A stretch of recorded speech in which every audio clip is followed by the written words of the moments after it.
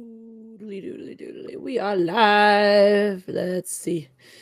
Doodly doodly doodly. Just waiting for it to start going on my other screen so that I can silence it so that I don't hear myself yelling back at me as I yell. Start. Boom. There we go.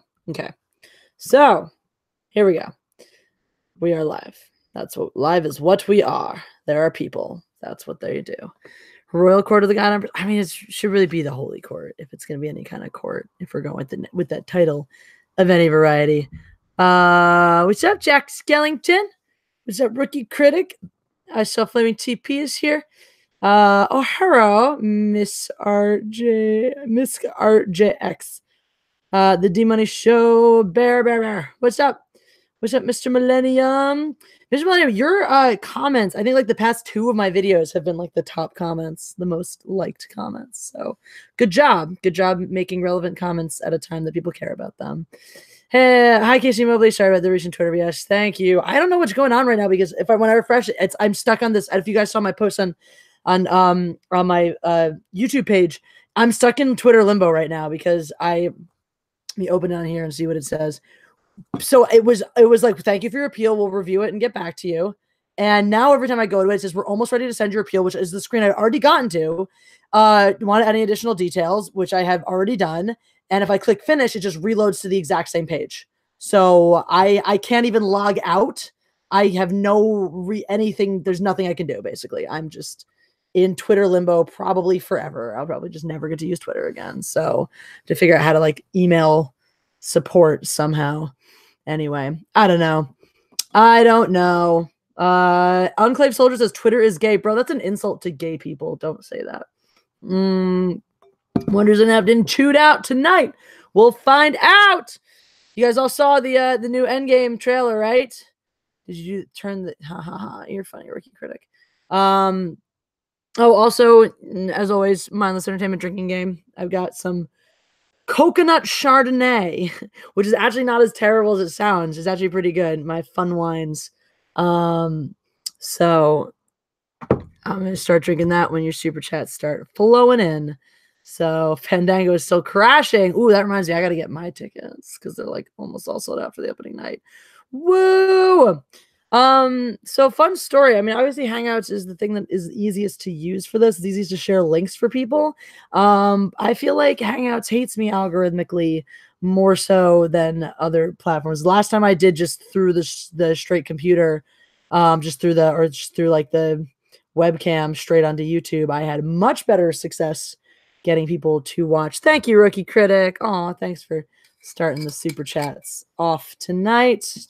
Pour me some of that coconut Chardonnay. See how that goes down. Tiki Tony's going to be coming over at some point.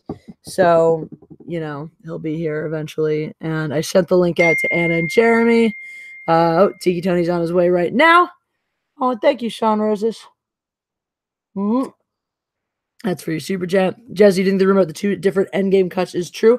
I don't know. They definitely did a lot of reshoots, so the opportunity is there. That'd be kind of cool if there was. They should just do it Clue style, where they just release the 2 separate cuts in different theaters and not tell you anything about it, you know, beforehand. So depending on where you are, you might get one ending or you might get another one. Amit Javetcha says, hey, Jesse, just joined. What's happening? Not much. We're going to talk about stuff. We're talking about Endgame. Tiki Tony's on his way. John Charles, lucky you. I have to still have to get my own. Oh, Jeremy, what's up, my dude? Hello. How are you? I'm present. I'm alive.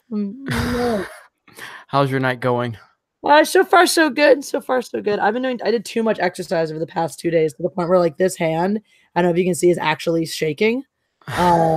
So if I try to pick something up and hold it, it just shakes. So that's good.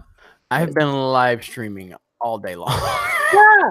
So I won't hold it against you if you don't stick around too long. No, I figured I'd just pop in for a few. Yeah, because I definitely have a lot going on. But yeah, live stream. So me and Kelly and Anna did a live stream on the Geeks Gamers channel for about 3 hours, and then that was right in the lead into the High Council. And so yeah, it's been a fun day. So but when Jesse calls, I will always answer. So You're the man, Jeremy. You're the man.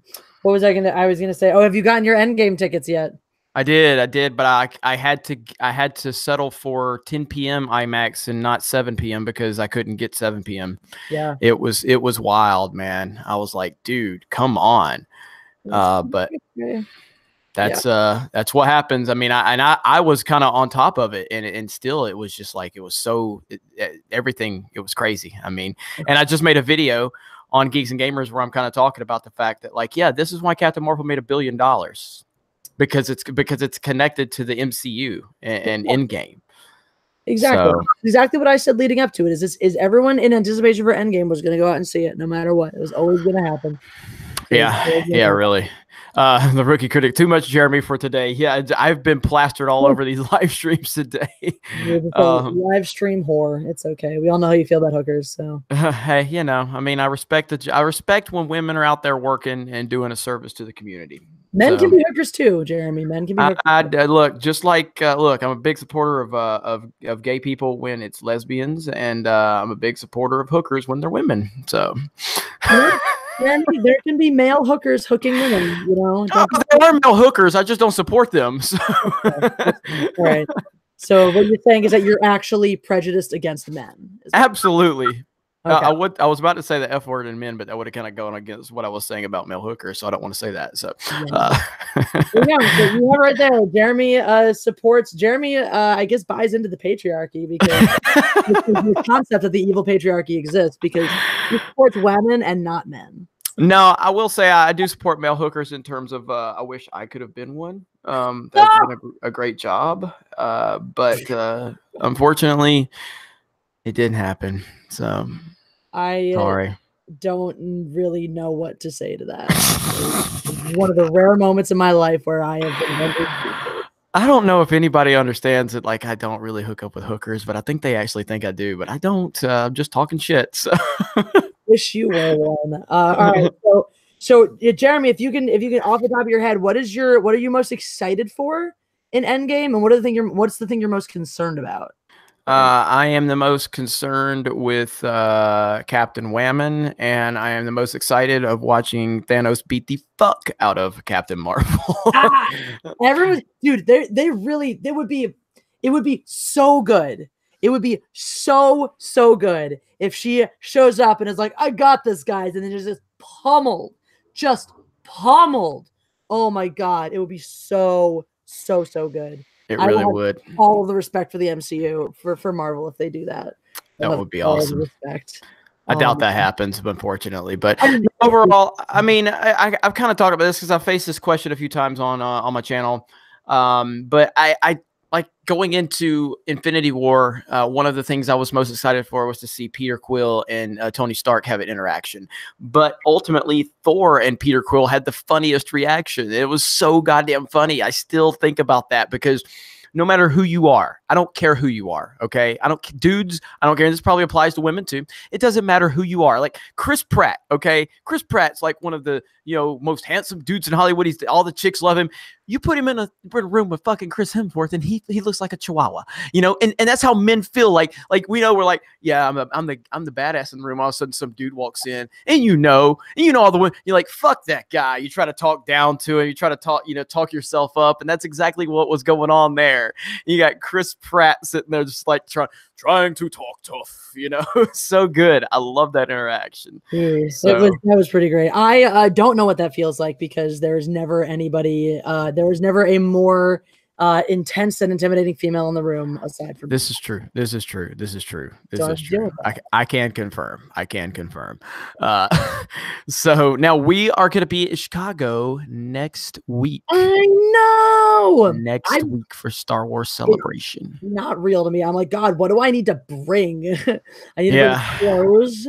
Yeah. I feel like I'm gonna get there and be like, shit, I should have all this stuff, and I. Yeah, I mean, I'm packing up my computer, my monitors, because I'm gonna bring this so I can still record content and everything. And yeah, it's gonna be crazy. It's gonna be a lot of fun.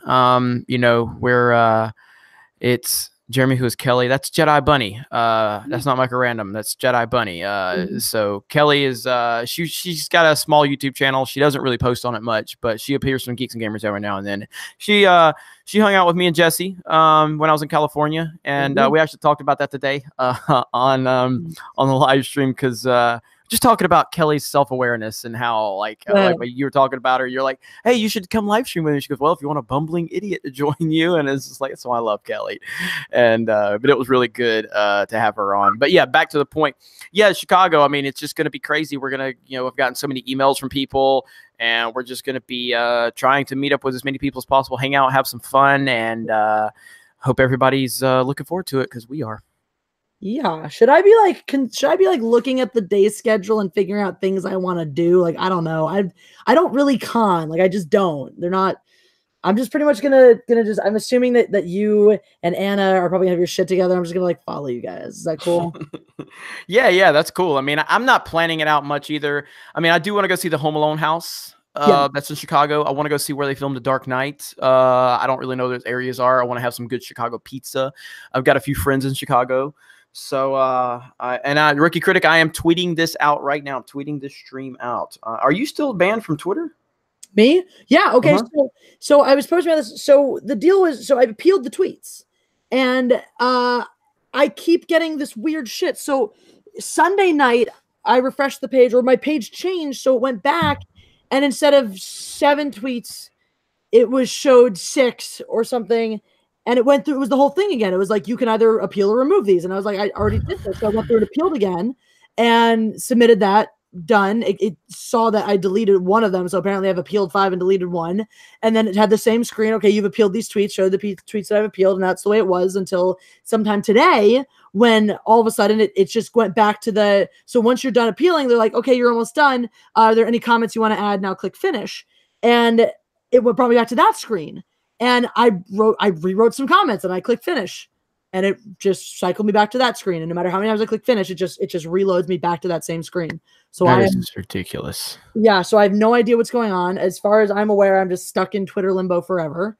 So I have no idea what's going on or what to do, because I can't even log out. It's not even, I can't even click the sign out button. I couldn't even click delete tweets if I wanted to now, because it's literally the only page that I'm allowed to see. So it's so weird. Yeah. I mean, I don't know if you want to, we'll talk about it after the fact, but if you want to give me your info, let me see if I can sign in and see if there's anything I do. I'll do that. But we'll talk about that after we. I mean, I've tried it on 2 different devices. It's the same thing. Oh, so you've tried it? Yeah. Jeez, man, that's weird. Yeah. I don't know. With Twitter, God, can somebody get me banned from Twitter? God, I'm so jealous of you right now, Jesse. God, I don't even use Twitter that much. The thing is, I'm not even on it all the time. I mostly use it to tweet out some of my videos, to retweet you guys, to like stay just involved in the community and keep people abreast of what's going on. I really don't use it that much. So like, I'm not sad that I'm not like, oh my God, I don't have my Twitter addiction to fulfill. I'm just like, I feel cut off, I feel cut off. Yeah. No, I hear you on that. So, So. Where did Jeremy get the name D-Day Cobra? Yeah, I've talked about this a few times on my channel. So back when Modern Warfare 1 and 2 were a thing, and Black Ops 1, I had a group of friends. We just all we just played Call of Duty and online video games, and they started a little kind of clan. It was like the D-Day clan, and it was like beginning and end, and like D-Day Alpha, D-Day, what is it? What's the end? Is it D-Day Alpha is the beginning, and what's the end? Like, yeah, Omega. And then they started using all these other Sigma and all that stuff. And so they eventually, I think it was like 5 or 6 people in there, and I didn't like any of the names that were available. I think Delta was one that was available. And I was like, D-Day Delta. And I ran with that for a little bit. I was like, fuck this. I don't like this name. I'm going with D-Day Roll Tide. And they're like, what the fuck? And no. And so they got mad at me when I did D-Day Roll Tide. And so they were like, you gotta stop, Jeremy. It's like, well, look, I mean, I am the alpha, but I didn't get here first. So I can't have D-Day Alpha. That should be my fucking name. So it's got to be something cool, and it ain't Delta. I'm not a fucking plane. And so then I'm a big GI Joe fan and Mustang Cobras, and I went with D-Day Cobra, and at first they were not happy with it, but I was like, well, it's better Roll Tide. And so then our group got so much bigger that we kind of outgrew all of those names, and so people started expanding out beyond the names, and so they're like, oh, Jeremy started a trend. I'm like, goddamn right, bitch. So but I'm still friends with a lot of those guys, and so I just kind of adapted that username from my gamer tag, and so I email, Twitter, and it just kind of became a thing. I think that's how PewDiePie kind of has his name, and a lot of other people, that run with those names, those aliases. So that's it. There you go. Well, now you know that's probably Jeremy's password for his credit card information as well. So now you know. If I had credit card, I'm too poor to have credit cards. My white privilege, just I don't know, something to do with bad credit and white privilege. White privilege doesn't overrun the bad credit. I don't understand. So. Darn. How do you not? Yeah. Everyone has a credit. How do you not have a? I'm just making stuff up for the internet. So it's always weird to me when people are like, "I don't." I'm like, "No, you do. You're lying. Like, how do you live? You can't actually live in society today without one." It's kind of sad. There's Nigerian Prince Jeremy noted about the passwords. Just hack Jeremy's life. Jeremy's like, "Oh shit, gotta change all my passwords now." Username D-Day Cobra. Password D-Day Cobra. Yo, Joe, that's right. D-Day Cobra rules with a Z. That'll do it for sure. Z with the Z car. So that's probably it. So Z for the Z car. Let's see. Jeremy, you swigging anything tonight? I'm actually not, because I wasn't planning on being here long, so I don't have anything to drink because I'm actually working on tomorrow's video and all that good stuff. Plus, I need to eat, because I didn't really eat much earlier because I was in between the high council and all that. And yeah, so just been a fun day of streaming. So that's about it. Well, you can bounce whenever you need to bounce. I'll hang for a few. I mean, I'll hang for about 10 minutes. So see if we can get some convo going. So yeah, Tony's heading over, so he's gonna pop in here at some point as well. Okay, that'll be exciting. And I sent the link out to Anna. I don't know if she's around or not, but she's got that as well. I am now more so after the second Endgame trailer dropped, I was less concerned about Captain Marvel. Actually, no, it was specifically after Captain Marvel came out. I was a little less concerned about her involvement because I was like, I mean, they set her up as being super powerful and badass and stuff, but they really made the sort of big deal thing was how she got her power and all the energy and stuff. So it seemed like they were going with more like her power is going to be used to power something that will help them, which I was a little more okay with. I was like, that makes sense. But now with this trailer, with the way it looks, I'm feeling a little more concerned about her having a big role in the defeating of Thanos. So, I mean, they didn't utilize her much in this trailer. We got a shot of her smiling at Thor, and we got the shot of her with the Guardians, which was kind of front and center there. And I just gotta let's just make a point right now. Fuck you for trying to put her anywhere near where Gamora should be, because Gamora is so much better. Right? So much better than Captain Whammon. But just showing their racism because, Gamora was green and Captain. That's right. Well, I call her Captain Twat Waffle. She's white. Yeah. And so, but I didn't really have a problem with the trailer overall. I mean, in terms of her usage, and it didn't worry me any more than I'm already worried. But I think that worry's going to be there no matter what, because we all know what direction they're moving in with this. But why do you feel more? Why did it increase your worries? I guess really? First of all, I just want to acknowledge the Rookie Critics super chat. Super chat. The God Empress unlocks the alcohol. So thank you. That's true. Also, super chats do things like help me pay rent. So send them.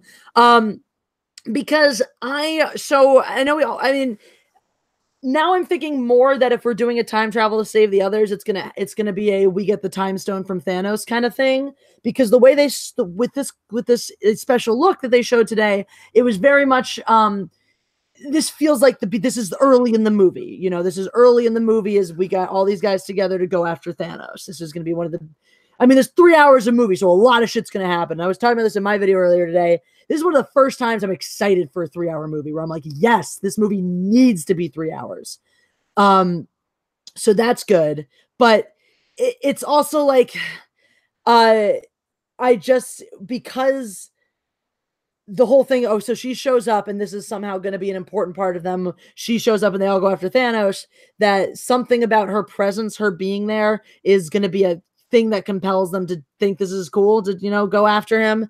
Um, that yeah, so if her role is not going to be in powering some sort of time travel device or powering up some sort of weaponry to use against him, because everything in the trailer seemed to indicate that they're not going in with anything special and extra, that they didn't uncover some sort of secret weapon that's going to help them defeat him, that they're just kind of, this is like a desperation attempt.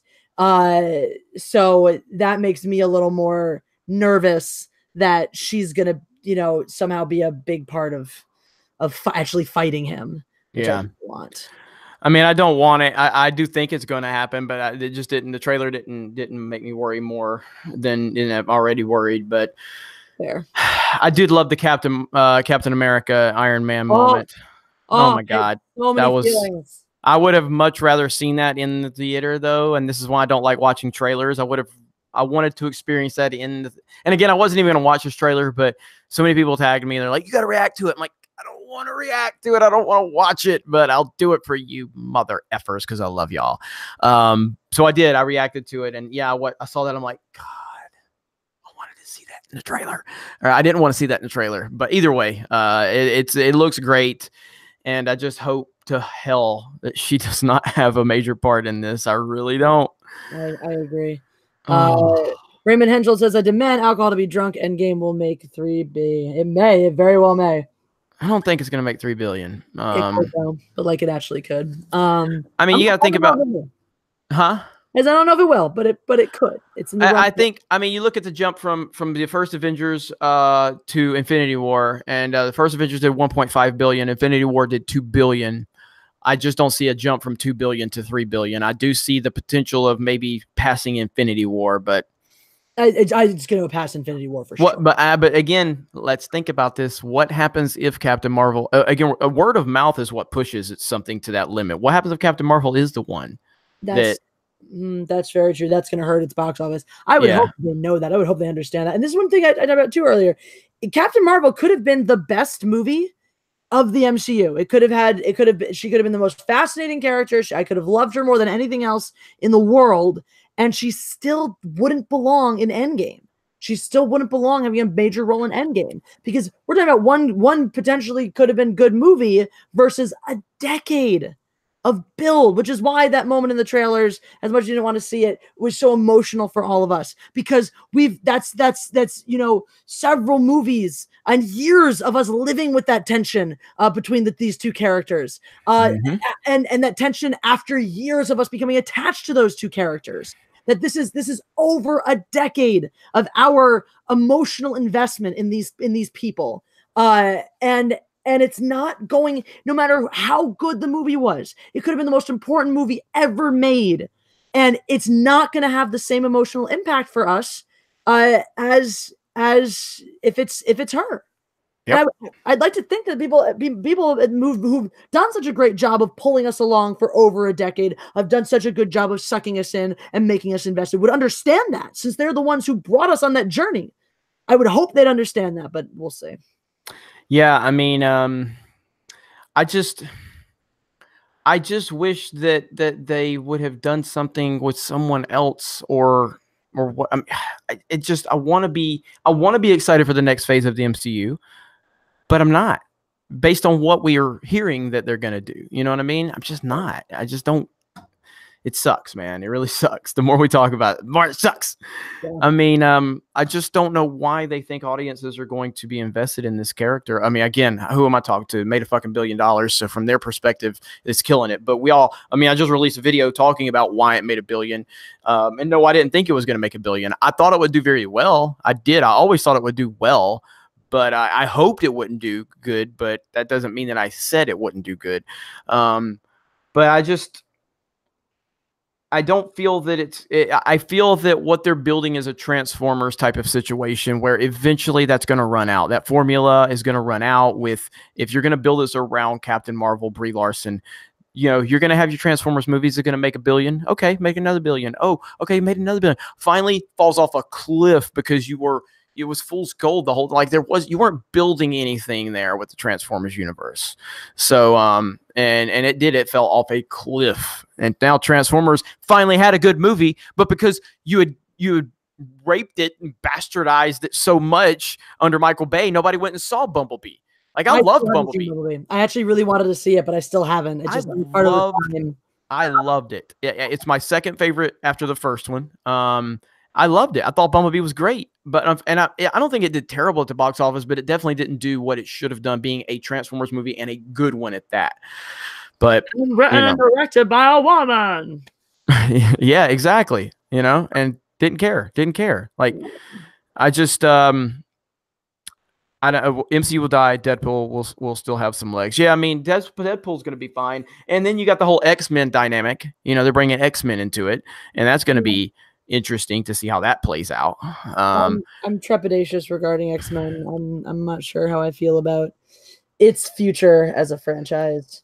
I mean, I know I didn't see Apocalypse. I heard that the relationship between Magneto and Professor X was kind of back, but because that was very much missing for me from Days of Future Past. So I don't know how I feel about it. And it seems so confused. It's sort of just confusing that they've mashed everything together, because it's like, are we done with Patrick Stewart,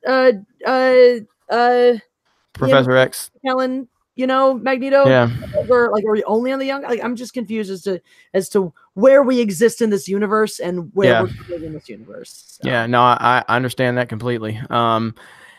It is. I mean, they have a great universe with the X-Men, but there's a lot of unanswered questions, and it's in a weird place too. So, and coming into the MCU, it's gonna be crazy. So, yes, Jesse, yeah, somebody said earlier, like a pimp with that with fur on.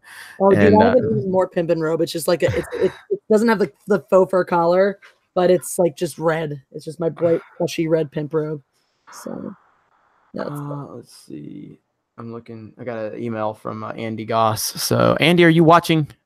Are you watching right now, Andy? But now smash the melee button if you do not mind. We got 140 people watching. Smash the melee. Let's share it out. Let everybody know that the God Empress is live, and I'm only going to be here for a few more minutes. But if you want to see Jeremy Osteen, you're gonna have to pay up. I'm just saying, if you want to see Jeremy Osteen, that's all. I mean, there's a rumor he can make an appearance. I'm just telling you what I've heard. Mike Zero has actually reported this from the future, so I'm just letting you know. I don't know. So I guess Andy's not watching because he just basically Andy ordered some stuff from the Geeks and Gamers merchandise store, and he's overseas, so he's like, can I get this before Celebration? I was like, I don't think we can get it to you before Celebration, so I'm gonna have my guys mail it to me, and I'm gonna give it to him in Chicago because he'll be in Chicago. Nice. So Jesse, Jeremy, do you guys know who Matt Jarbo is? I know who Monday Matt is. Oh, it's Monday Matt. Okay, I'm familiar. Yeah. I mean, I've had Monday Matt on the channel. We've had him on the High Council. I don't have any problems with Matt, like, directly. I mean, he's annoyed me a little bit, but no real big problems. I mean, but what he's done to other people is just stupid, with false flagging people's channels and all that, and the whole thing that happened on the Ralph Retort where he got busted. So yeah. Jeffrey Hickleberry says, "'Tis I am Jeff's evil twin." That is awesome. All right. That's actually pretty damn funny. That's pretty funny, actually. This is a Jeff account. Jesse and Jeremy, after Endgame, do you see people moving over to DC? I mean, I don't think people technically will move over to DC per se. I'm pretty sure most of us all watch the same stuff. Like, I don't think there's a huge segment of people that go, I will only watch DC or I will only watch Marvel. I think it's a carryover effect. And if you make good films, I think you're going to get the majority of everybody that goes and watches these. Classic case as Wonder Woman. Wonder Woman, everybody went and saw it. Everybody went and saw Guardians of the Galaxy, went and saw Wonder Woman. Everybody that went and saw Captain Marvel saw Aquaman. These people are going to go see these movies. So I agree. I mean, I see both. I'm going to continue to see both until the quality of the movies gives me a reason not to. Got a couple super chats. We got Joseph Aldridge says, "Thanks for the support for Jesse, Ron Howard." They say I'm Ron Howard. I guess That's one of so. the many people I get compared to. Nice. And then Ted White says, for the God Empress, cheers to you, Ted White. Bring on the Osteen. Ted White, Jeremy Osteen would like to thank you because we are one step closer to the Lord, and it's all because of your generous donations. We want to thank you. This other Jeremy's been talking about hookers. I really want to apologize, Lord. Lord, we ask for your forgiveness for Jeremy talking about hookers. It's very, very, very disrespectful. And we just want to let you know, Lord, we appreciate everything you're doing for us. Why, man? There we go. Osteen for the win. I just want to say, I am truly the God Empress tonight. While I was sitting here, blackberries and dark chocolate were just brought to me. So I have blackberries and dark chocolate. Not bad. I can probably convince Tiki Tony to feed me the blackberries in a little bit. He's weird behind the scenes, by the way. Nice bottle of red wine, so I can have all my antioxidants. This is antioxidant night. I have blackberries, dark chocolate, and red wine. So I've got water. I mean, I do have water here. I haven't drank it yet. So, but that wasn't planned. That was here from earlier. So, I need more OG Avengers, less Captain wage gap. Yeah. I think we all feel that way. Unfortunately. But it's not going to happen because they have their plans of what they want to do, and we don't matter. John Charles has an important question. He says, is it Whammon with an H or Whammon without an H? Okay, so when we say Whammon, it's without an H. When we say Wamin, it's with an H. So there's two different versions. I would say, yeah, because it kind of gives that spin, you know. It's the same word, but you know, both of them mean slightly different things, but it's the same word. If that makes sense. That's the way I've always looked at it. Whammon, W-A-M-E-N, W-A-M-E-N. That's whammon. That's when we're talking about respecting whammon. And when we say wamin, you know, because we're putting that men on it, so you put that min into it. You know what I mean? That's my rationale. I've always felt like just when I see it and when I've heard it used, that like woman are like strong and powerful, like Captain Woman, and then women are like, yeah, respect me, I'm a woman. That's why I felt like just the, you know, women are the ones that go around stomping on all the men's nuts because that's how you become empowered. And then women are the ones whining about how no one respects them. That's true. It's basically a Christopher Nolan ending right here. It's up for your interpretation. So it's an Inception. It's an Inception ending. So there you go. Let's see. If you are cosplaying as Waluigi, it's wow. That's good. Twitter, get her back on there. Yeah, get her back and take me off of Twitter. That would be fantastic. Get me banned. Ban the fuck out of Jeremy. # ban Jeremy. Please make it happen. So there you go. All right. Did you guys heard? Everyone go report Jeremy right now. Go report D-Day Cobra on Twitter. Get him banned. Get him banned, guys. Do what the man says. Eddie Duke says, I met people who said Captain Marvel had a great message for women. These people are normies who are ignorant of Brie Larson's comments and comics in general. That were they men? Because comics, etc. aside, I felt that Captain Marvel had a very non-specific and not great, like not that important message for women. So that was. Joseph Aldrich says, ban the above average PP.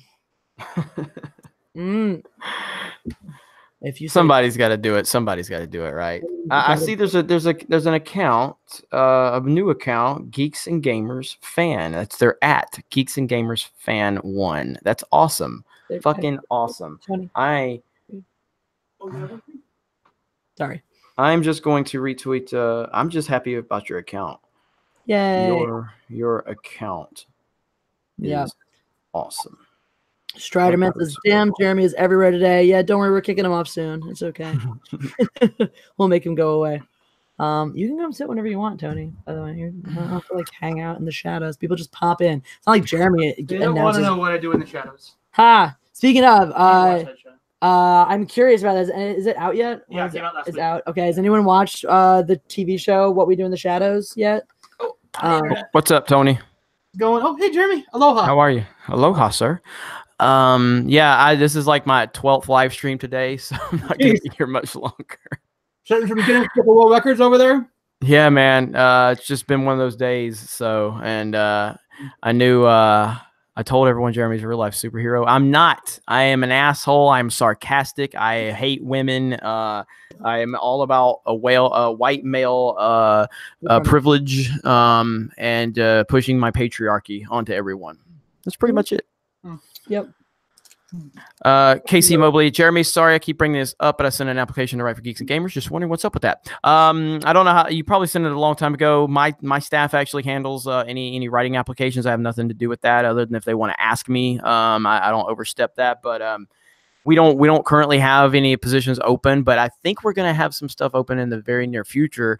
There might be a person on this live stream who's gonna be writing for the site pretty soon. Ooh, speaking of which, I actually have an article idea, so I was gonna start. Okay.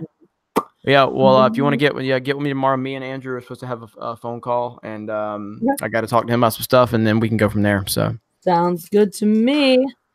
All right, I am gonna bounce because I got to get this video ready for tomorrow, and you know, my gosh, so many emails. But anyway, it was good to be on for a little while. Good to see you, Tony. Good to see Jesse as always, and you know, everybody take care of our God Empress in the super chat department. We appreciate that. Smash that melee button. Share the video around. Subscribe to the channel if you have not subscribed yet. Jesse, anything you want to holler at me before I go? Anything?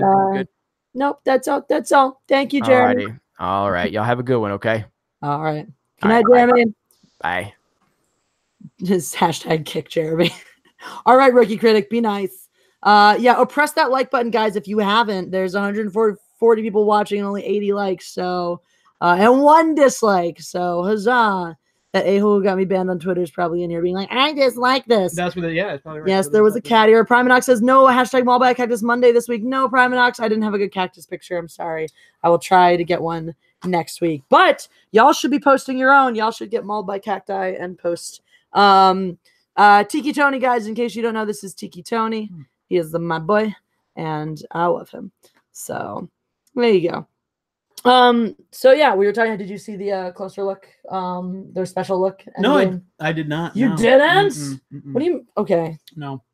Just I watched the Game of Thrones trailer today, but I did not watch a. But you didn't watch the one. How? It just didn't happen. How? Not. I mean, you know, I have tomorrow to look forward to now, I guess. Or you can watch it right now. You can watch it right now. Or we do a live reaction video. Is that what's gonna happen? I guess we can do that. I mean, this. Appreciate it. If we did that, this will get copyright claimed. Well, don't do that then. No, I mean it won't get a strike or anything. It'll just get copyright claimed. I usually don't make ad revenue on these anyway, so not a big deal. All right. Benzo says nice Ghostbusters shirt. Sean Rosa says dilly dilly Tiki Tony. Dilly. It's just seconds, man. Tomy is just spelling. All right. Let's do it, guys. In case you haven't seen this, we're just gonna go do this together and watch this trailer as I eat chocolate. And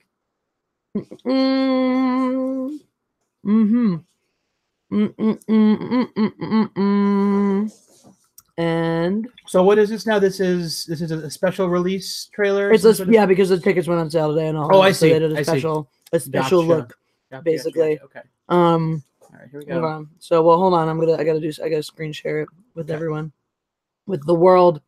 All right. Con el Mundo. In case you guys because you guys haven't watched it and would like to watch it. No, this is not what I want. Goodbye. This is what I want. Well, do we have tickets to go see Avengers yet, or is that still up in the air?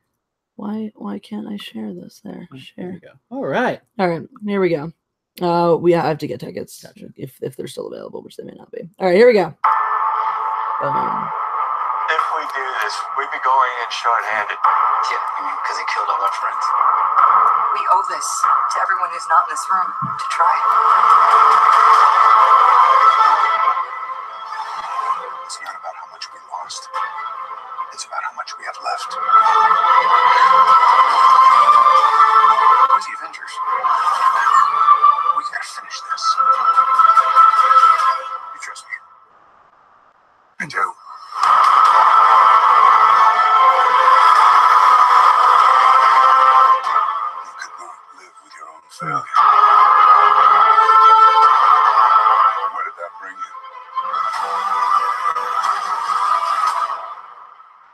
for me.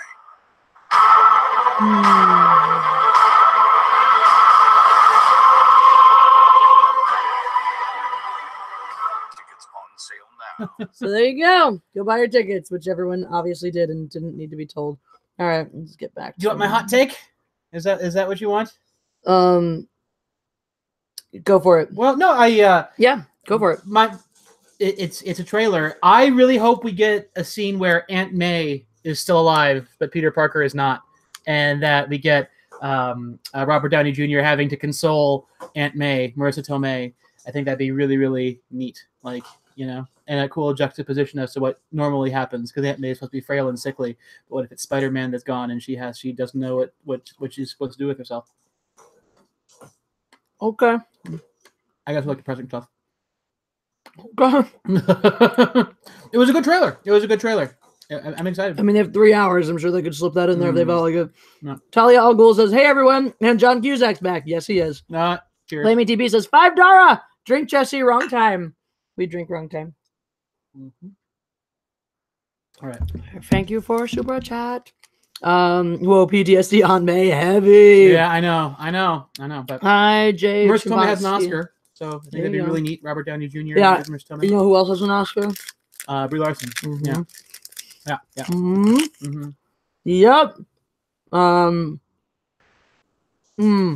See, in spite of the shit that goes on opening lights and like how annoying theaters can be, when you get the right group of people in a movie theater, seeing it and feeling those reactions and being a part of those reactions is actually really fun. For sure. So I understand though. I mean, dude, when I went to Infinity War, there was a crying baby in the theater that I wanted to punch in the face very, very badly.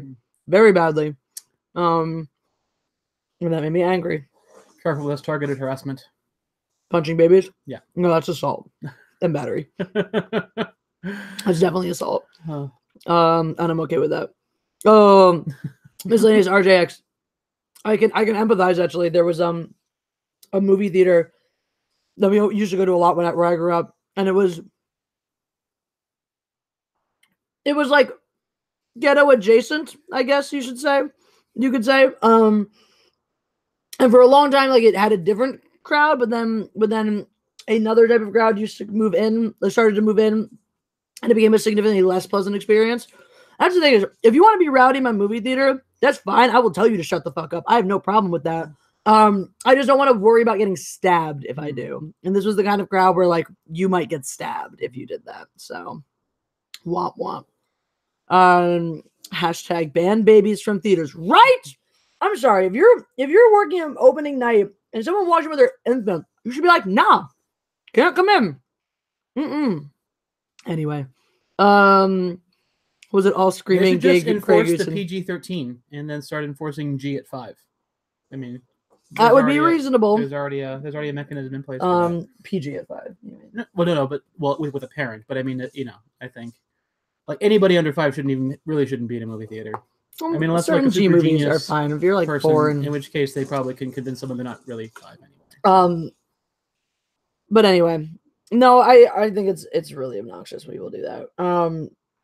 Like I said, I have no problem with calling that out. So at 85, I saw Day of the Dead in the Ghetto. It was quite an experience.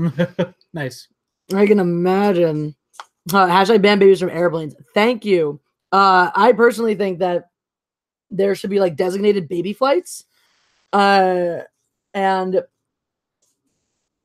like if you are on a flight where there's a crying baby, they just have to pay everybody. They have to partially refund every damn person on the plane. You want to bring your screaming baby on the airplane? Fine. Or make like a section, compartmentalize, like make a separate compartment where people with babies can go. And you can sit back there for like extra cheap. But, send all the babies, put the babies in the back of the plane. Anyway, those are my thoughts on that. I don't want that. I don't want that. All right. So now I just think about Endgame again. And I'm like nervous. Why are you nervous? Cap's going to die.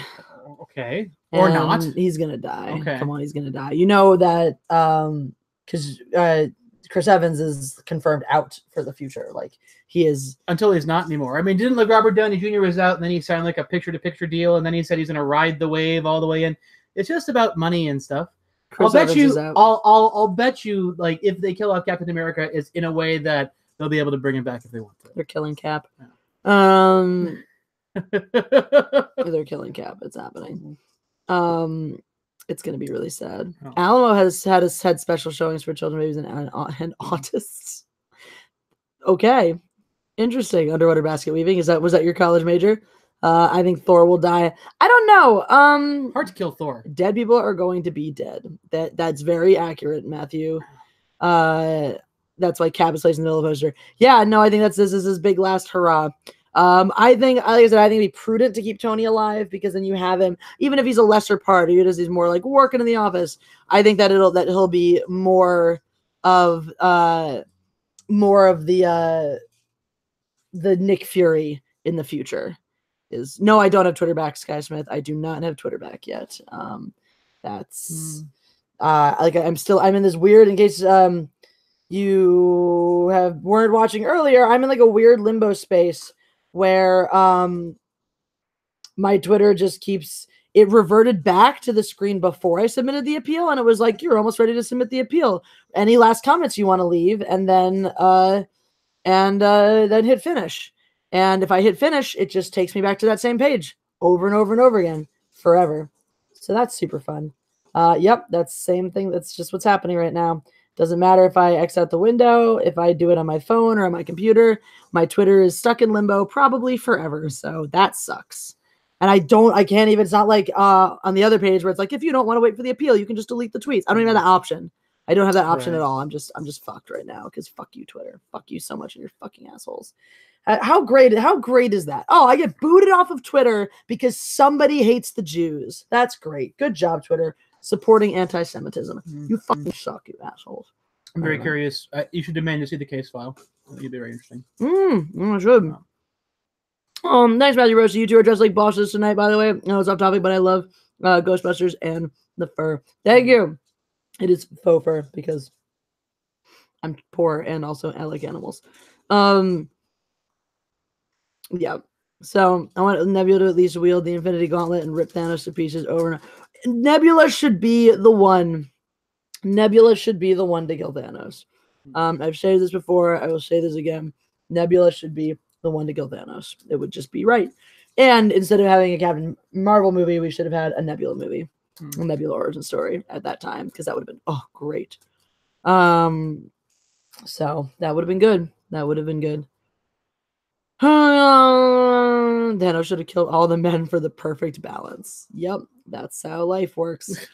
No, then the life would have been too good because women are better than men. Wow. Thanos did nothing wrong. He is the good guy. I'm kind of inclined to agree with that statement. That's how I left Infinity War. I left Infinity War being like, Thanos was the most convincing, he had the best argument for doing what he was doing. No one gave him a better counter argument. Are there counter arguments? Sure there are. No one gave him one. So yeah, that's how I feel about that. Thanos does not die.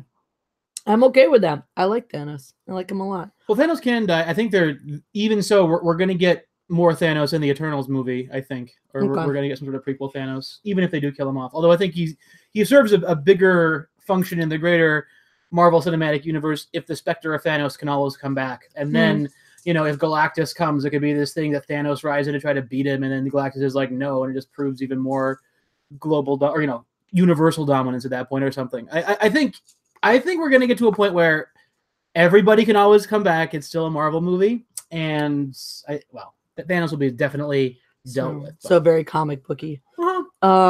Makes sense. I think would make sense. Dennis Mingle says he's getting the Realty Stone. The Realty Stone, does that mean he gets like a real estate license? I would be the best master of the Realty Stone. I would snap my fingers, and it would be like a 10-story high-rise in the middle of Sherman Oaks that we would own. All this passive income, we could just make videos all the time. Your audience would love it. Will you please send us the Realty Stone? Fabrice Elemen. I think Captain Marvel will be handled positively in Endgame because of the Russo brothers. They have a great track record, and I trust them with my life. Amen to that. Amen to that. Well, we already know the Russo brothers are sexist because they put her in makeup in the trailer, and obviously that's super sexist. So hopefully, really, If they have her show up and be like, I got this, guys, and then Thanos just punches the living shit out of her, I would be really happy. I would be really happy. Tennis Pinguin says typo death. I know. Lemmy TV says Tony erased my property tax.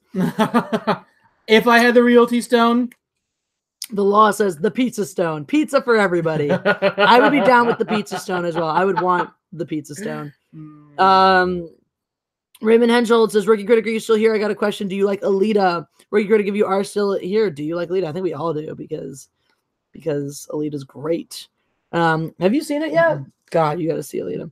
Hey, Jesse, talk about sliced bread. Someone see my OG videos? I love it. When people reference my like way OG stuff. Now the real question is, have you found my other like old channel? Because if you have, then there's some snap pineapple pizza. Yeah. Any ideas when Common Sense Crew will return? Great question, Mega Jetty. It's in the works. It's just been really hectic because we're all prepping for celebration, and Jeremy runs around like a chicken with his head cut off, never getting things done. Anna was away a little bit. Before that, I was away a ton. But we do have plans. We do have tentative plans to get the Common Sense Crew back together. John Charles says the Empress Stone, hair flip for everybody. Indeed. Captain Marvel goes in to be One Punch Man, and Thanos just snaps her away. And then they have to go find Adam Warlock. It'd be okay. That'd be okay. I'd be okay with that. I'm really impressed at how tightly they're keeping the details of this under wraps. I saw that video of yours singing on top of a horse. Yes, that is one of the OG videos that people have found. My old music video. The Shiogarath Stone. Cheese for everyone. I like cheese. Cheese is good. Yeah. So could Thanos snap his fingers and get rid of Ocasio-Cortez, please? Wouldn't that be nice? You're supposed to drink for super chats, right? You're supposed to drink for super chats. Okay. I mean, you can drink whenever you want, if you want to. But I'm like, the point of the game is we drink for super. That's whatever. I'll drink for super chats. Tony will just sit here getting wasted behind me. That's fine. Anyway, no, it is not hard to find. Well, if you find that video, you'll find my OG channel and you'll find all the fun stuff that's on there. Some of which I'm going to re-upload at some point onto this channel because fun. Casey Mobley, that is not correct. Certain lefties love Ocasio-Cortez. Very, very specific lefties love Ocasio-Cortez. But a lot of them don't because she's kind of a cunt waffle. So how do you feel about Ocasio-Cortez? Fine. She's a cunt. I'm sure the Bronx likes her fine. She supports anti-Semitism, so that's something that I know. Because she said Ilhan Omar did nothing wrong. So there you go. Yep. No, Ocasio-Cortez is oh, thanks, Lila. I do the stand-ups. Yeah, no, that's Ocasio-Cortez is really she's just a classic millennial. A classic selfish millennial. And she's going to do a lot of damage to the Democratic Party. So, Jesus Press says, I like Tony's shirt. He better like the originals only, though. I really don't like the first movie, to be honest with you. I mean, you know what? I like the Jackie Wilson in the second movie a lot. And there are sequences that I like. I like Janos Poha in the second movie, but really... The first movie in the animated series. Animated series, by the way, J. Michael Straczynski, who wrote Babylon 5, was a writer on that animated Ghostbusters series way back in the day. I had no idea until I talked to him on Twitter. I've never seen that. Funny. I'm sorry, Sean Roses. It's the way it is, though. Just calling it like it is. Caitlin Giver the Jeremy is here, and she says, oh, press the like button. Do it! If you haven't done that, press that like button. Ooh, also, I'm going to be streaming again tomorrow at 6 p.m. Pacific time, and I will be joined by two members of the cast of Heroinberg, which is heroin as in like heroines, not as in like the drug. Heroinberg.com. Go check that out.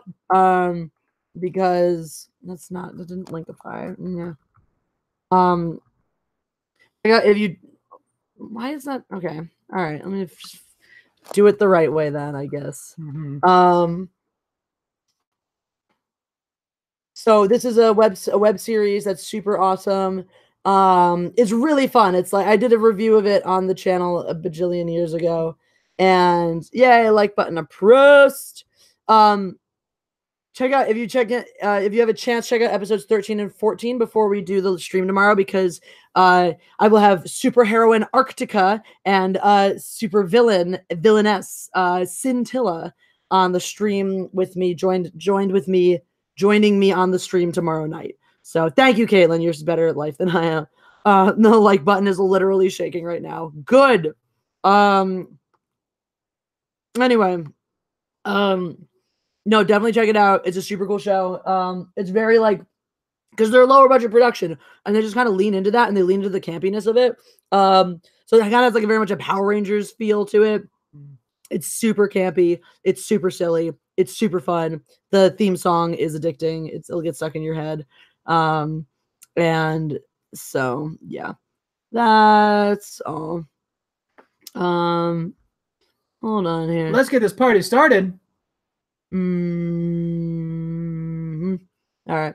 This party is started, so we are partying right here. Kitten, come be part of the party. Did you see how soft they were? Oh no. I gave them an oatmeal bath last night. My cats got oatmeal shampooed last night. They were thrilled, let me tell you, but they needed it because Han was super allergy-ified, and Lando just in case. So now they're nice. I don't have any drinks. That sucks, Enclave Soldier. You should find the drinks. Goose the cat should defeat Thanos. That would be very Deus Ex Machina, but it would be more acceptable than Captain Marvel. But my choice was Captain Marvel or Goose. I choose Goose wholeheartedly. Is your cat secretly a flirkin? Probably. Both of them are. I feel like Goose could swallow like the Infinity Gauntlet for a little bit and hold it for a while or something. And I don't know. They could do something like that. I feel like it'd be kind of dumb. I don't know. Have you seen the movie about Mayhem, the Norwegian black metal band? Uh-oh. Get in. We got some company coming. Oh, and I have blackberries in my lap. I want the kitten. Kitten. I'm not sure if the cat trusts you after you gave him an oatmeal bath last night. Kitten loves me. He came to snuggle with me while he was wet. And he was like, "I'm gonna steal your body heat to help me dry." Because he was cold. And then he came and saw me again in the morning and sat on my chest in the morning. They do seem happier, though, I must say. I mean, they're always happy, but hi, kitten. They seem happier. He actually walked back into the shower of his own volition. I was very proud of him. He was not afraid that I was going to bathe him again. Yes. Who's my baby? I want you to make these cats the most famous cats at Celebration next week somehow. I don't know how, but they're not coming with me. I know they're not going with you, but like their names are Han and Lando. So they are. They're the best kiddos. And their color scheme matches Empire Strikes Back Han and Lando. Yes. Very nice. Anyway. So I'm just gonna be that person running around Celebration and being like, "Who wants to see pictures of my cats?" Oh, my mom got a Fifi's t-shirt today. Did she really? Yeah, she showed him. Mine haven't come yet. I'm jealous. She showed a picture of her. She showed me a picture of her wearing the Fifi's shirt. I'm very excited about it. So sorry, kitten. Yeah, I'll show you. I'll show you alls. Oh wait, where did it go? You got it. Yeah. Lando is a beautiful kitty. He's the sweetest kid. He really is. He's very smart too. He is very smart, unlike his brother. Right. His brother's hella dumb. Han not so much. Look. Is the mom wearing, right. nobody cares about. She's camera. wearing. Nobody cares about your Fifis. Go eat goose, Lando. Go eat goose. Yeah. Meow meow. So, Lando. Go eat goose. Y'all should cow mugs take one. I'll make a cow mug. I will make a cow mug. Anyways, my wonderful, beautiful mother, rocking her Fifi's shirt. So y'all should rock them too. She's like, "I'm gonna get one for your father as well," and I'm like, "Cool." That cat looks like he's wearing a cowl like Batman. Yep, that's my utility belt cat. Anyway, y'all should do that. My mom is awesome. Captain Marvel is stunning and brave. Okay. All right. What happens if Goose has kittens? What do we call them? Flirklets? Flirklings. How does oatmeal make them not as allergenic? So it was less for making them less allergenic. So, and more that Han has been having allergies himself. So the itchier he's been, the more he's licking himself, the more he licks himself, the more dander he gets on himself, the more dander he gets on himself, the more allergy inducing he becomes. So the bath was a lot for him just because it definitely alleviated a lot of his itching. And also for me, so I wouldn't have a crazy eye swelling up allergy attack again. Ducklings, geese, flirklings. I like flirklings. Geese Okay. is cute too. Goslings. Geese, goslings, Goslings. goslings. Yeah. I like flirklings. Ryan Goslings. Yes. Any Mhm. tips on raising house cats? Love the shit out of them. Really though, like when you have cats, especially if you get them as kittens, just handle the crap out of them as much as possible. The more you handle them, the more they'll be used to you handling them, the easier it is. I also train mine not to bite or scratch the same way you would do with a dog. So I'm about that. I'm about like my cats don't bite or scratch ever at all. Her cats are like dogs. They're amazing. One Just raise even them like dogs. sits. It's incredible. Sailor Moon and company should appear and defeat Thanos. Thanks for the super chat, Mega Jetty. I agree. She's the one called Sailor Moon. I 100% agree. That would be better. No, Sailor Moon and company should show up, murder Captain Marvel, and then defeat Thanos. That would be good. My fur babies. Yeah. Those my fur babies. You're welcome, Enclave Soldier. Any hoozles. Any hoozles is my favorite word. Raymond Henschel, you know I like fan films. I think there's a rule that people can monetize fan films. Maybe I'm wrong. I have a crazy idea for an Alita fan film. She finds a magic lamp and wishes to be human to experience. That would be a really cute idea. Cheers. And cheers for super chat. We have a. Do we have a what? I think never mind. What's that? What else we got here? Should I get to the bottle? I don't know. Depends on Jesse is the definition of anti-Captain Marvel. I love it. Okay. Look, it's not that I'm anti-Captain Marvel. It's just that I'm anti the way they did Captain Marvel. Captain Marvel's a fine concept, but the way they did it and the person they chose to cast, not impressed. Not I was unimpressed with the Brie Larson casting choice before she opened her stupid mouth. I think she's just she looks like your classic. I mean, she's a classic Valley girl. She was raised in the Valley. Literally in the San Fernando Valley where people go, oh my God. Where we live. Which is why I have the right to go, oh my God, whenever I want. Very and underrated part of Los Angeles. Oh my God. No, I do like the Valley. It's really nice. But sometimes people go, oh my God. I just don't think you should raise children generally in Los Angeles. I'm sorry to all the kids who were born and raised in Los Angeles. You guys are wonderful people, but it just seems kind of difficult and expensive. I also feel like it's you don't get a really good sense of the world because LA is so not the world. Yep, she thinks making a film is activism. Yeah, exactly. Right. She thinks that because someone decided to let her be Captain Marvel, that she is now a feminist activist. You know, it's one thing if you're making like a high art or like a good documentary or something, because that actually takes, I don't know, like some sort of commitment. But if someone's just like, we know you're a marketable celebrity, so we're going to give you a bunch of money to run around with a 4K camera. Enclave Soldier says, thank God I'm in Miami. I don't know if anyone should be excited to be in Florida. Sorry, bro. Yeah. Sean Rosas says, Palm Springs, California. I've never really I've never spent proper time in Palm Springs, but I would like to. I would like to. Thanos dies of laughter when he sees Captain Marvel's ass. I dig it. I'm about that. I'm all about that. Yeah, Katie Sackhoff should 100% have been Captain Marvel. It would have been so much better. So much better. I don't care. I love my state. All right, whatever. Florida. It's fine. Chicago here. Well, I'll be there next week. So cool. You coming to Celebration? You come hang out with the Holy Toledo with the gang. Because I go on a Celebration. So yeah, guys, let me know if you are going to Celebration. I'm excited to meet you all. I wish I could recast Melissa Benoist. I always, I thought they were going to cast Rebecca Ferguson as Captain Marvel when they announced that they were going to do Captain Marvel after I saw her in Mission Impossible, but she booked Dune instead, or not instead, but she booked Dune now, which is better than Captain Marvel. She would have, well, she's not blonde enough for Captain Marvel. I mean, they could dye her blonde. But she's just a really good action star, is what it is. Dye her hair. Yeah. She's a good action star. She has the gravitas. Yeah. I like unicorns. Oh, Supergirl. Yeah, but just like Captain Marvel's not supposed to be cute. That's the whole thing. If you look at any of her iterations of the comics, she's not cute. She's a badass. She's a hard, tough, sexy badass. Oxnard. I've been to Oxnard once. Yeah, you ain't the Valley. You like way out west Valley. Not even really. Any news where they're showing the episode 9 trailer there? No news. No news. It's kind of expected, but we'll see. We'll see. Ronda Rousey for Captain Marvel. That would have been badass. I don't know if she can act, but that would have been badass. That would not have been good. I don't think that would have been good. That's the right body, though. That's the body that you need. Okay, sure, fine. She has that the fighter's body, but yeah, she's. Did you see her in the Expendables? It was not good. I mean, she's fine, but some people are meant to punch, and other people are meant to act. That's all I'm going to say. Yeah, I know where. No, I know where Oxnard is. It's out in Ventura. No, she can't. What? Can't. Charlie's who? Ronda Rousey. Anyway, it's fine. Respect.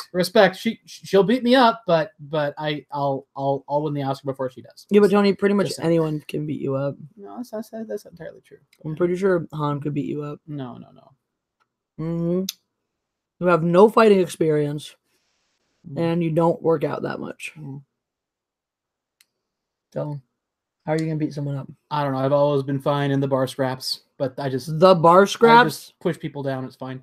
The bar scraps. Yeah, when have you ever been attacked in a bar fight? Usually, I'm the one who's settling the piece. Is true. That's different. It's different. It's because people like me. So.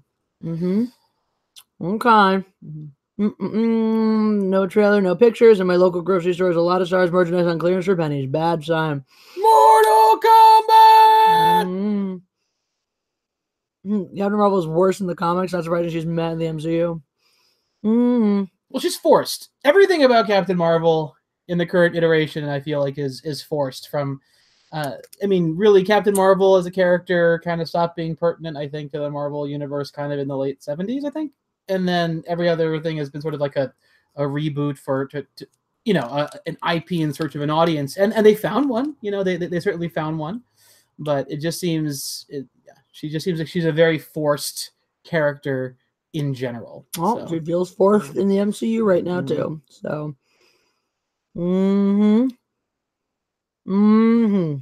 Tony Dancer is back. I'm so happy. Missed you guys. Oh, Geek of the Week.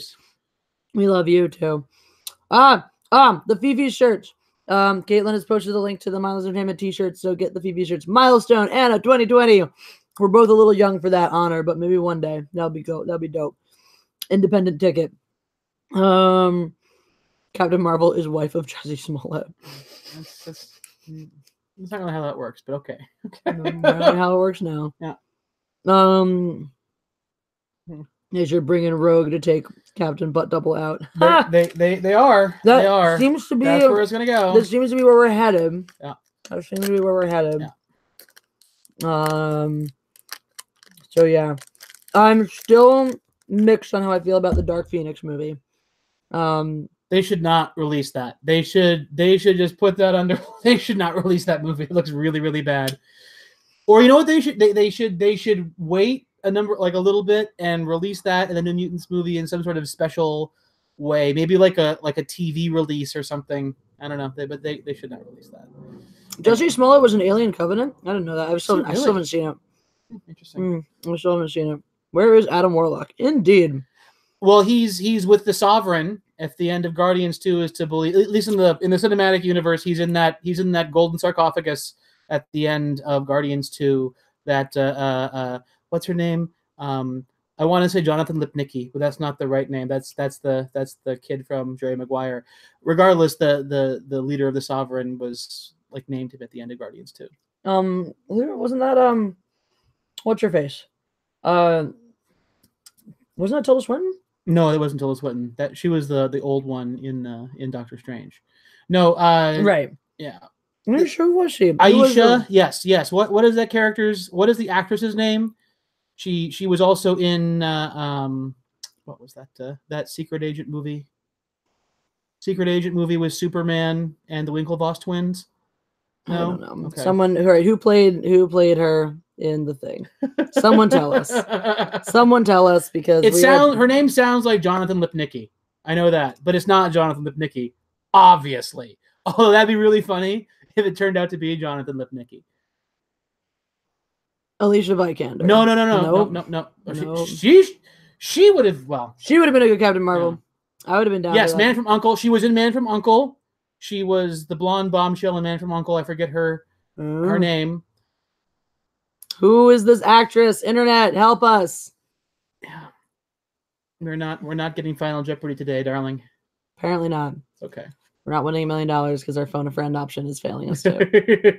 Are you guys seeing Shazam? No one is answering this question. All right, I'm Probably. going to use the internet then. I'm, of course, seeing Shazam. I'm 100% seeing Shazam.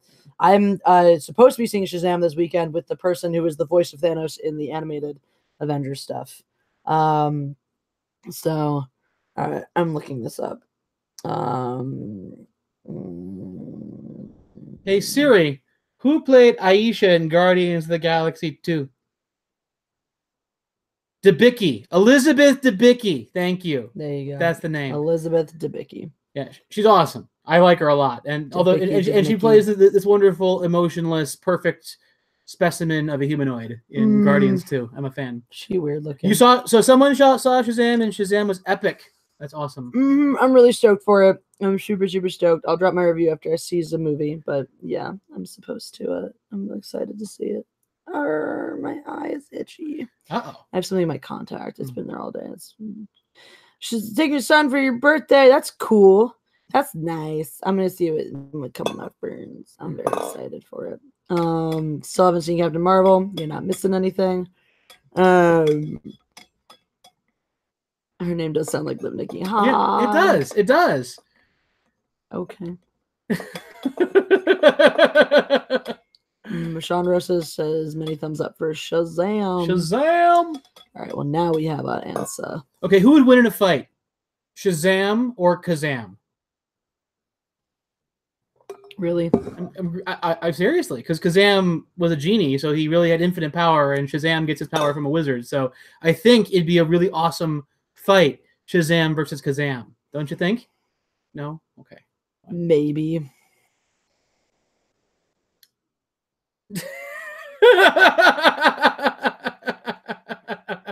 Maybe. Sean Rosa says draw.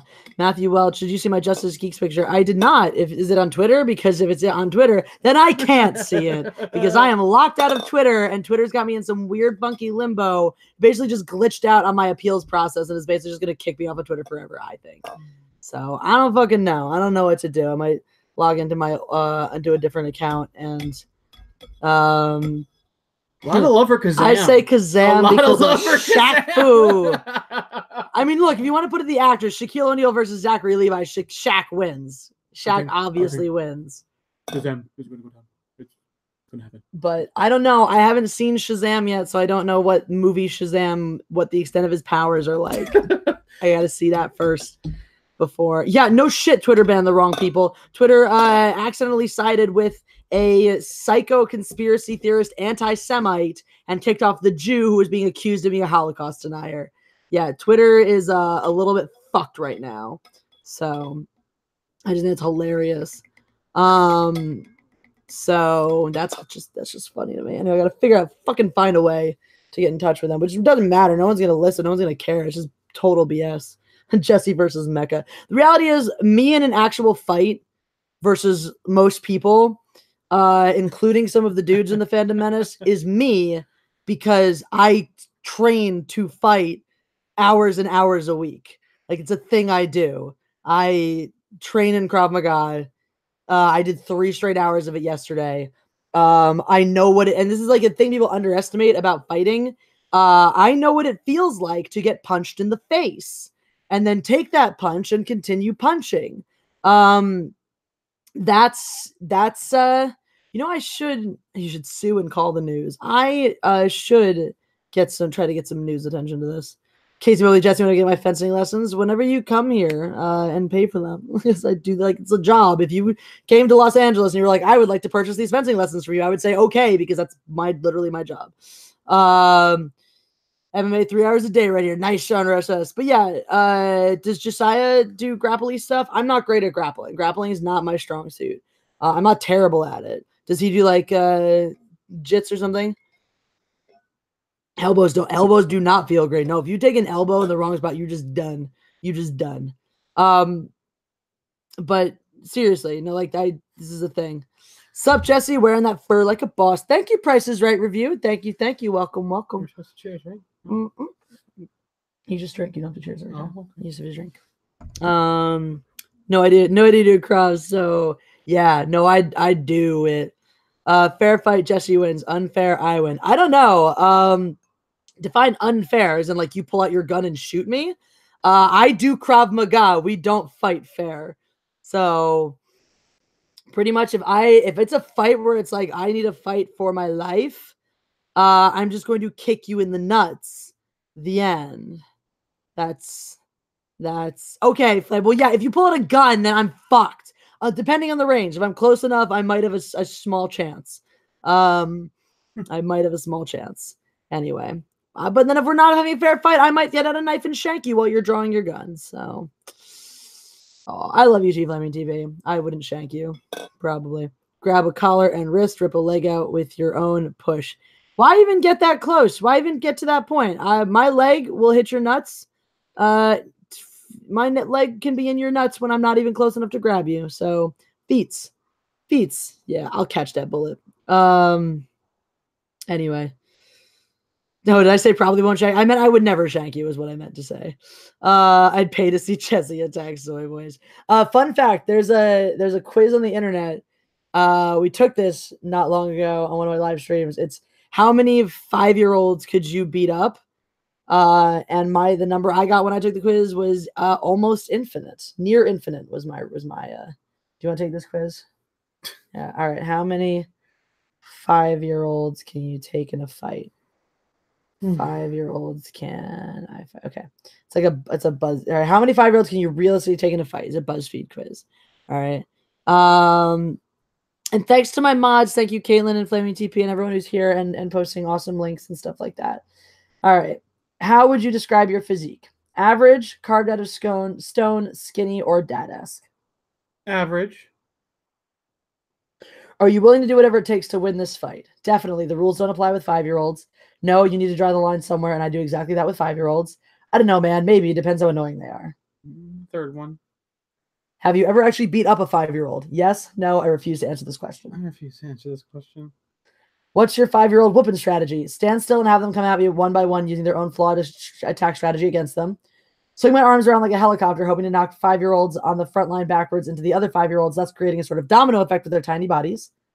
Take things as they come. 5-year-olds are unpredictable. Attempt peace.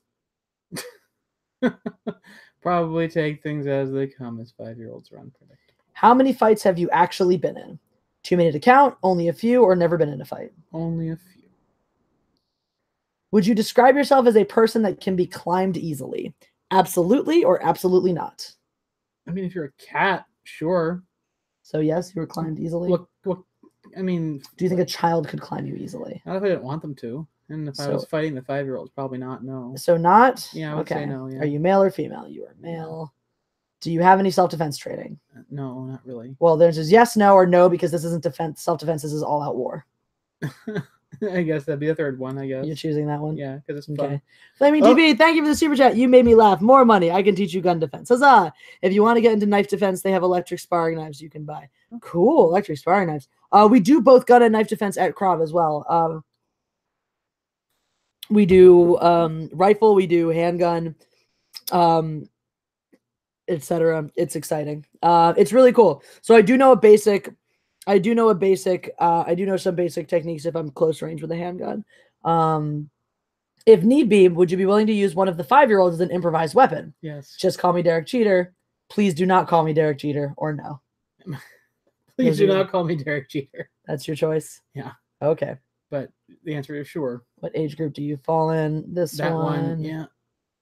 52! Yeah. 52! I am in awe. You are a true child whooping hero. Yes, They should hold a ceremony in your honor. They should rename DeVry University in your honor. They should rename that Foo Fighters album in your honor. That's funny.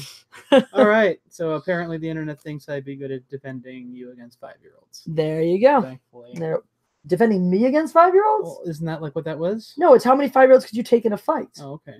You're not defending me. I can defend myself. I can take near infinite 5-year-olds.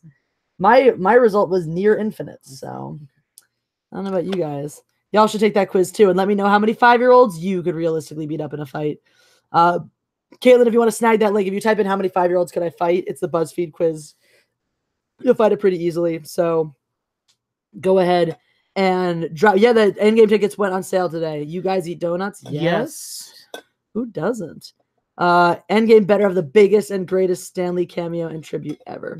I It's agree. gonna be hard to top the one in Captain Marvel, though. The Captain Marvel one was that was a hard to really. top the one in Captain Marvel. All right, so Caitlin posted the BuzzFeed quiz down there. So if you guys want to know how many 5-year-olds you could take in a fight, go ahead and take that quiz and then let me know. So that's an important thing. Caitlin Gamer the Jeremys is a baller. She is the best. She's posting all them links, so click them links. Also, if you have not yet pressed the like button, please do that. Oppression is very important to my channel, so do that. Consent is not. Consent is not important to my channel. Al Lewis says, meh. You're branded. That's hate speech. Yep. Jesse's preferred zombie killing weapon. I do like shotguns.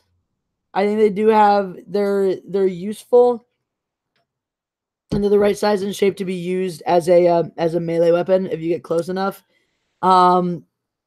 If I could do a shotgun with some sort of bayonet affixed to it, I would do that because a machete is my other choice. Raymond Henschel, Bree is so pretty she made Jesse Smollett straight. That will get you banned on Twitter.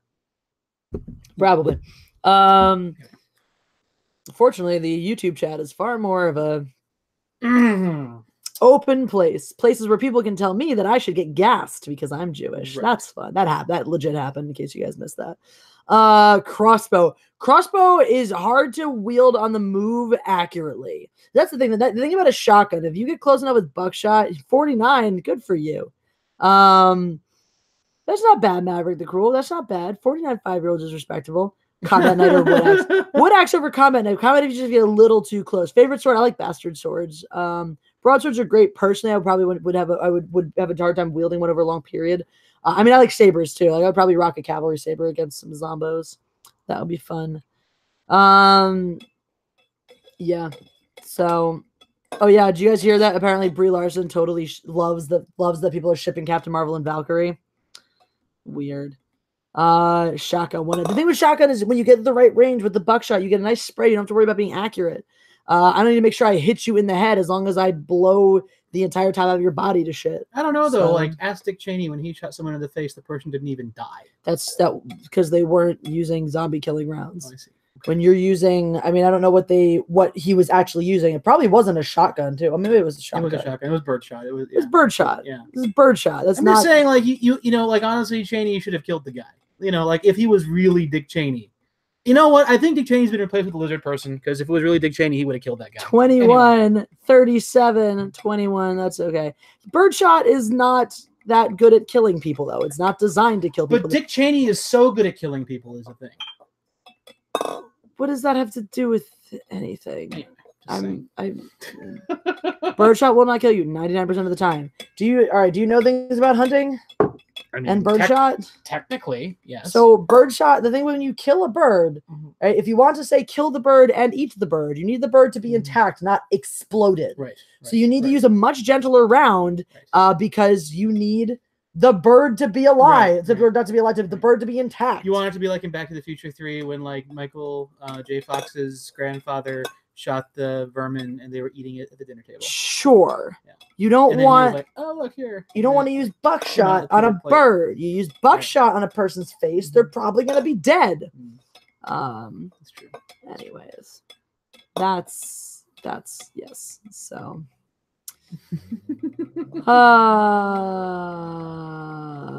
Valkyrie, we should to paraphrase Chris Crocker, and I say this to be cowardly. Okay. Good person in background. He is a good person. I like him.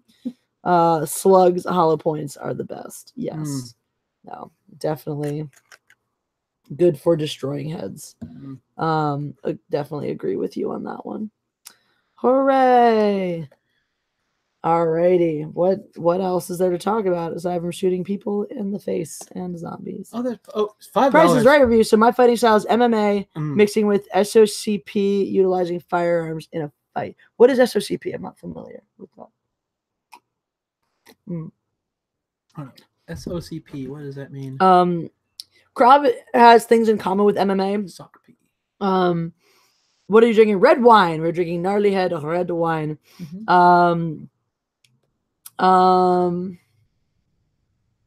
What is SOCP?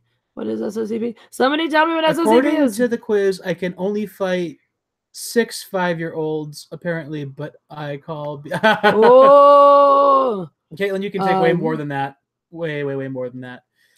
I buy that. That's my I believe you can take more than that. So Special Operations Combatives Program. Thank you. That's cool. So I like Krav because so MMA, Krav and MMA have a lot in common because Krav borrows from a lot of different things. Like a lot of our close striking comes from boxing. A lot of all of our ground fighting comes from jiu-jitsu, from Brazilian jiu-jitsu. We have elements from a lot of other martial arts, whatever works the best. We just also we have the strikes that are not. Excuse me. I would assume that sounds right. Special Operations Combatives. That sounds like it is probably right. Yeah. So with all of the illegal moves, plus I assume that probably that kind of combative training. I fought legitimate 5-year-olds alive, coach MMA. That's hilarious. I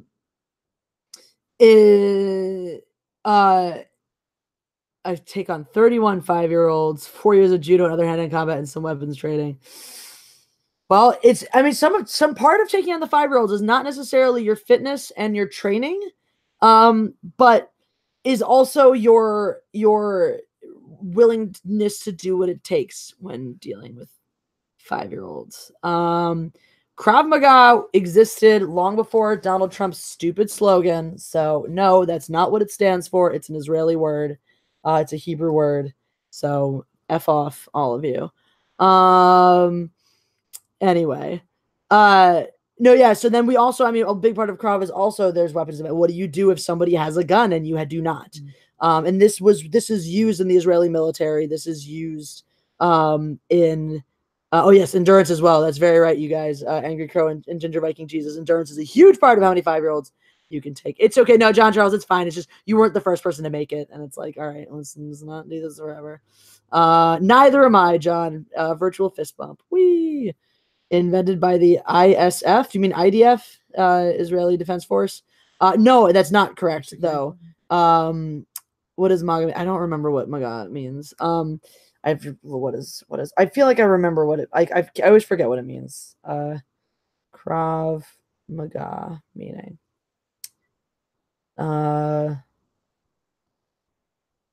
Contact combat. Krav Maga means contact combat. So Krav Maga was invented by Amy Lichtenfield, who was how many 5-year-olds can Anakin cut down with a lightsaber? Raymond Hengel, thank you for the super chat. All of them. Turns out, all of them. So Amy Lichtenfield was on the was living in then Czechoslovakia during the beginning of the rise of Nazism and the Nazi invasion of his country. And he was Jewish and he did not like getting punched by Nazis. So he punched them back. He took the boxing training and sparring training he had and he used it, he adapted it to work on the streets. He taught it to his friends. He got feedback from his friends about what worked and what didn't and continued to develop it and allow it to grow. Borg says Jeet Kune Do. Isn't that the Bruce Lee one? Yes, that's the Bruce Lee one. And so he developed it on the street. He perfected it on the street. He utilized it to run the British blockade of Palestine when he emigrated to Palestine and used it to help people run the British blockade to get people into Palestine and save them from the Nazis. And so during that, people would go out and would be like, hey, I discovered this new method of killing people and bring it back. So a style of no style. Exactly. So there's no specific style. There's no emphasis on you must do it this way. You must the only reason that you're taught to do it a specific way is to maximize the efficiency of it. And that's what makes it badass. And it continues to evolve, which is why it's great. Because if something doesn't work anymore, if there's a better way to do it, or if there's a way that maybe works better for a stronger person, but not as well for a weaker person, they change. And Frank Duck's only kicking Nazi ass. Yeah. So that's the poke eyes run.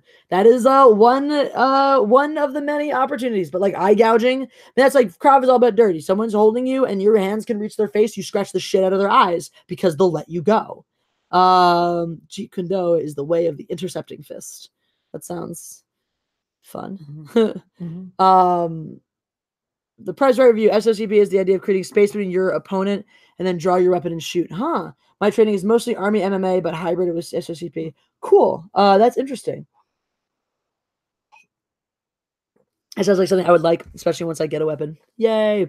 I mean, the best way, if you have the room, is just kick. It's just like Sparta kick them. We were practicing that last night. It's really fun when we practice the defensive front kick, the Sparta kick.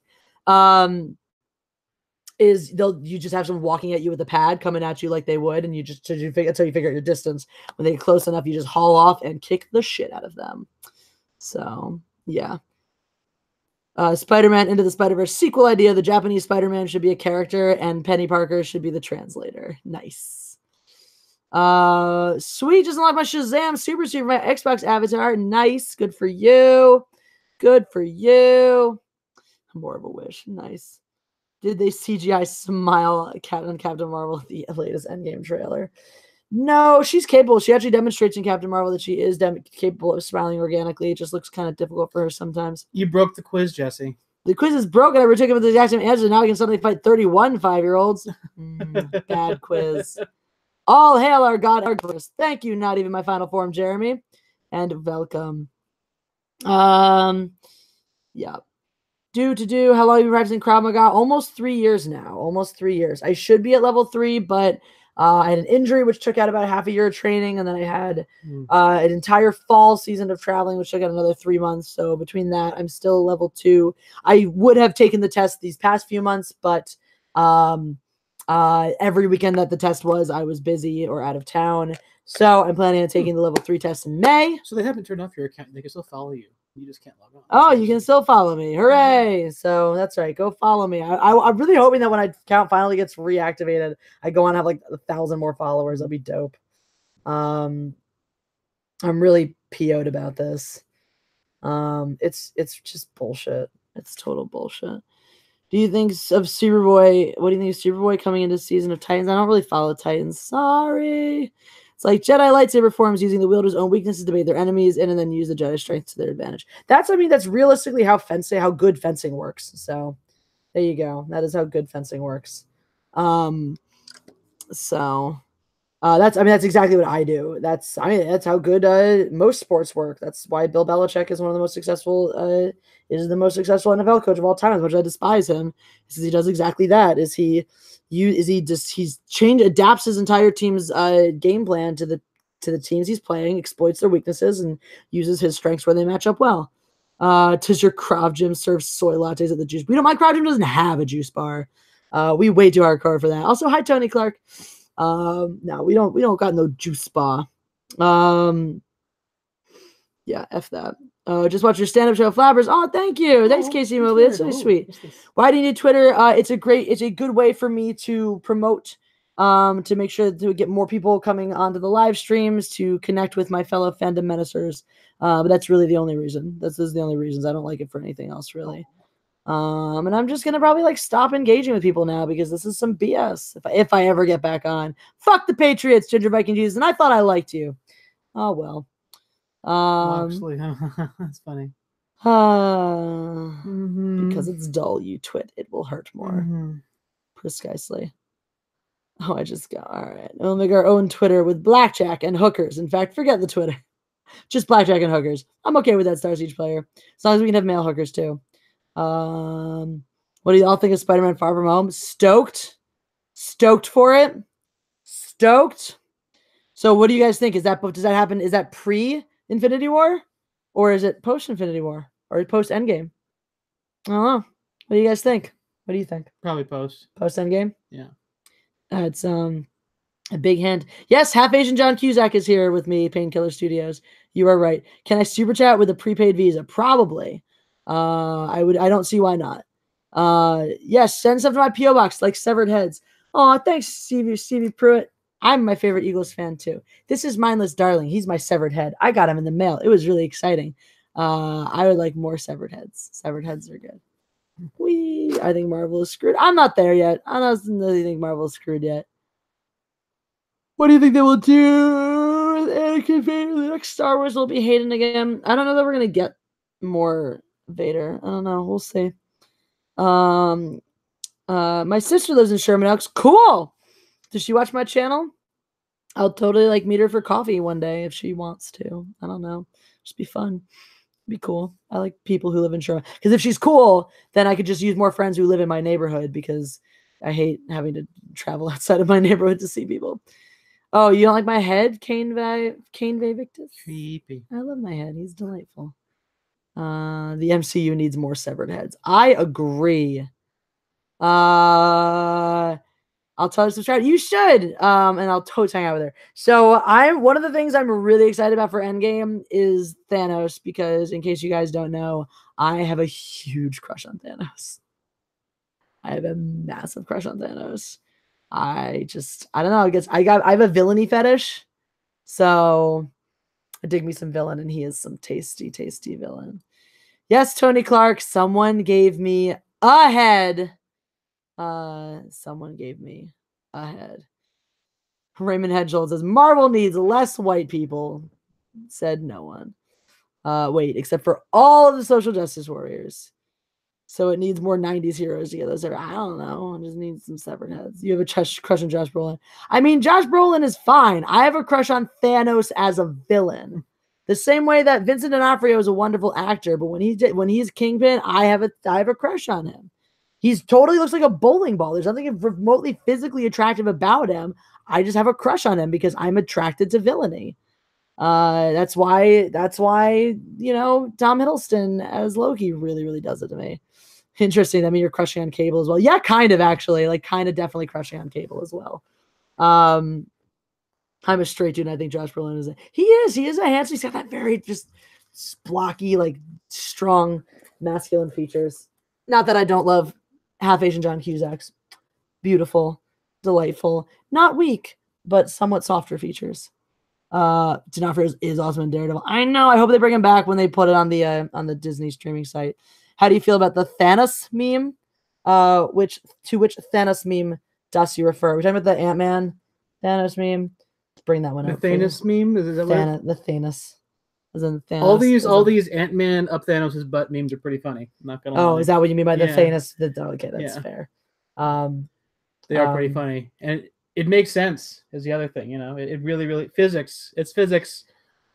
I mean, it is. So I'm gonna bring it up for the oh my god, the 21 memes of Ant-Man crawling up Thanos' butt in Avengers Endgame. All right, I was trying to just bring up just one for you guys, but oh, here we go. To infinity and beyond, Thanos' butt. That's a pretty good one. Speaking of a butt, what do we got here? All right. It's always sunny in Thanos' butt. No, thank you. Here we go. Why are you popping these things up that I don't want to see? I don't want to follow this person on Instagram. No, I don't care about who fucking... Raymond Hedgebull. This is me being serious. I want more X-Men. There we go. I like X-Men more than Avengers. I like X-Men more than Avengers too. Ant-Man, Thanos' ass. Yep. I always have. Oh, wait, there was an article that I want to read. Russo brothers respond to hilarious Avengers Endgame theory involving Ant-Man. Super chat for cat butt. Someone should do that, but you know. I will show the cat's butt to the chat. I gotta be honest. Lando is kneading your stuffed animal horse right now. It's pretty adorable. It is pretty adorable. It's caught on you camera. You guys can see him. He's just giving him a massage. Social media gold. All right. So Kitto shark Kitto shark Anyway, I want to see what they're. Paul Rudd read my tweet about Ant-Man crawling to Thanos' ass and expanding out loud in an interview and discussed it. I'm in shock. That's hilarious. Oh my god. There's this tweet, and you may or may not have seen it, about the explanation as to why Ant-Man was not in Infinity War. Have you seen it? I don't. Okay, I'm going to show it to you there. Do I read this out loud? Could you give us a read of it and then give me your initial thoughts?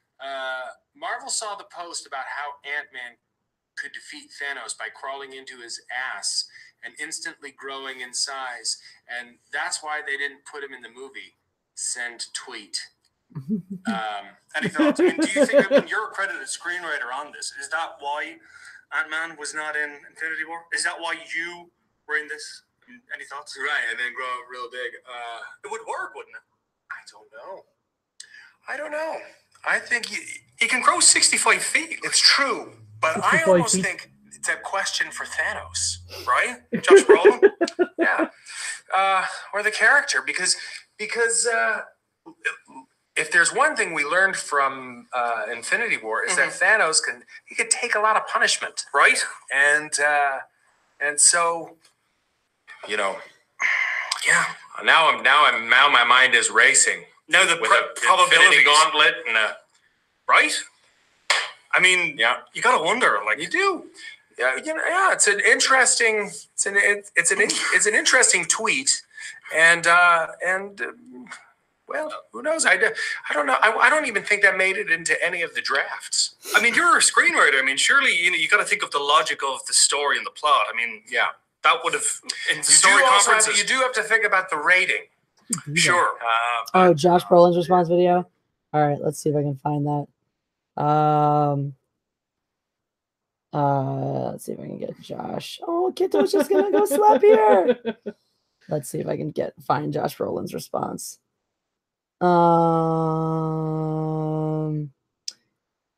Josh Brolin has sanctioned it. Oh. Let's see. Good, Kito. Yep, that's right. For the last few years, blah blah blah, how the blah blah blah. One has reigned supreme of the internet's weirdest corners. Come on, the weirdest corners need to get way weirder than that. Shrink fly into Thanos' butt, extend thereby carry him, blah blah blah.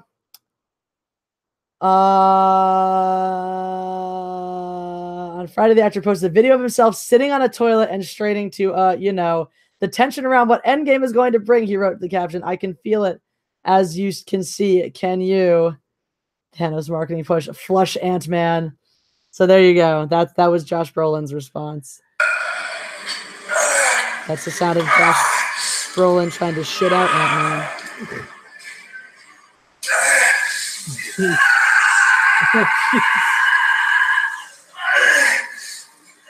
That's pretty funny. So obviously he is down. Josh Brolin is the dude. Like he is. I mean, not literally, because the dude is Jeff Bridges. Jeff Bridges. Like literally.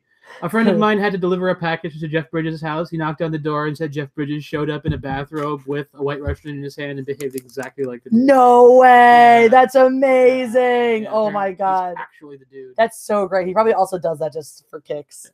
Hey. Anyway, hi Brian from the Rebellion. What's up? Welcome. So Brian popped on the chat. So Brian is the one who screenshotted some of the abusive Oh, I see. chats from Jeremy's live stream, and so we got the names of those people. Aw, hi Midnight Luna, I love you. I'm so excited you're here. And then so we hopped on my chat on Sunday night, and we hung out, and he sent us the video of his bar mitzvah. Oh, that's funny. Adorable. That's funny. So yeah, that's no. Josh Brolin he's a really cool dude though. He's just like such a I've got to be honest, sense of humor about life. The thing I'm really the most excited about for Avengers Endgame is going to be the red carpet with Josh Brolin when some opportunistic science fiction reporter asks him about how Dune is going. That is what really excites me about the Avengers Endgame red carpet. Anyway. So in case you guys, not even my final form, Jeremy. So I did a really long, really fun live stream with Jeremy on his channel on Saturday. He may have uploaded it to his private channel by now if you want to take a look. It's extensive. It's hours long. It was a blast. And he baited me into arguing with him about Trump, which we did for I don't know how long, but way too long.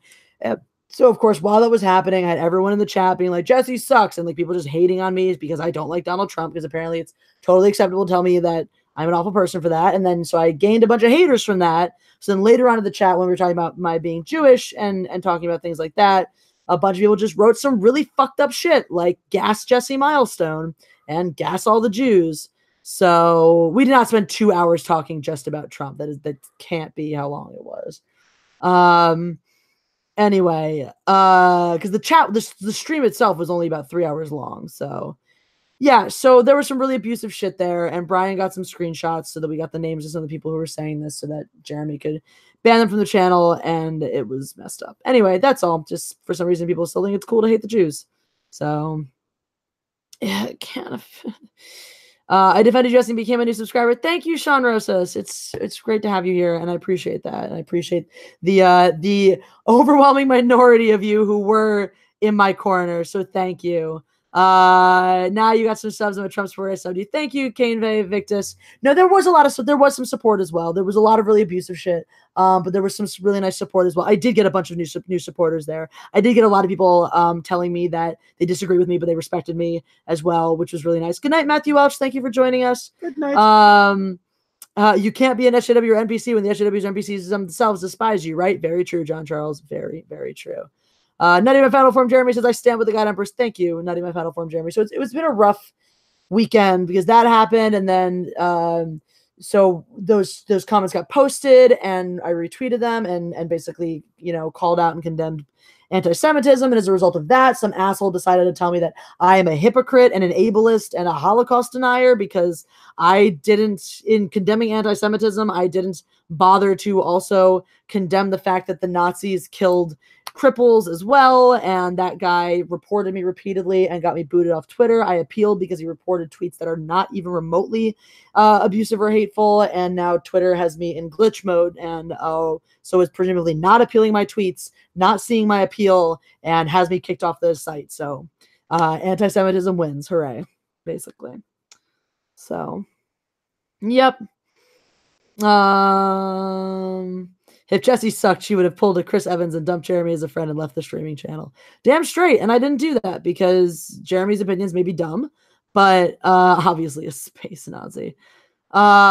Is there gas on Mars? I was listening to that song earlier today, Life on Mars.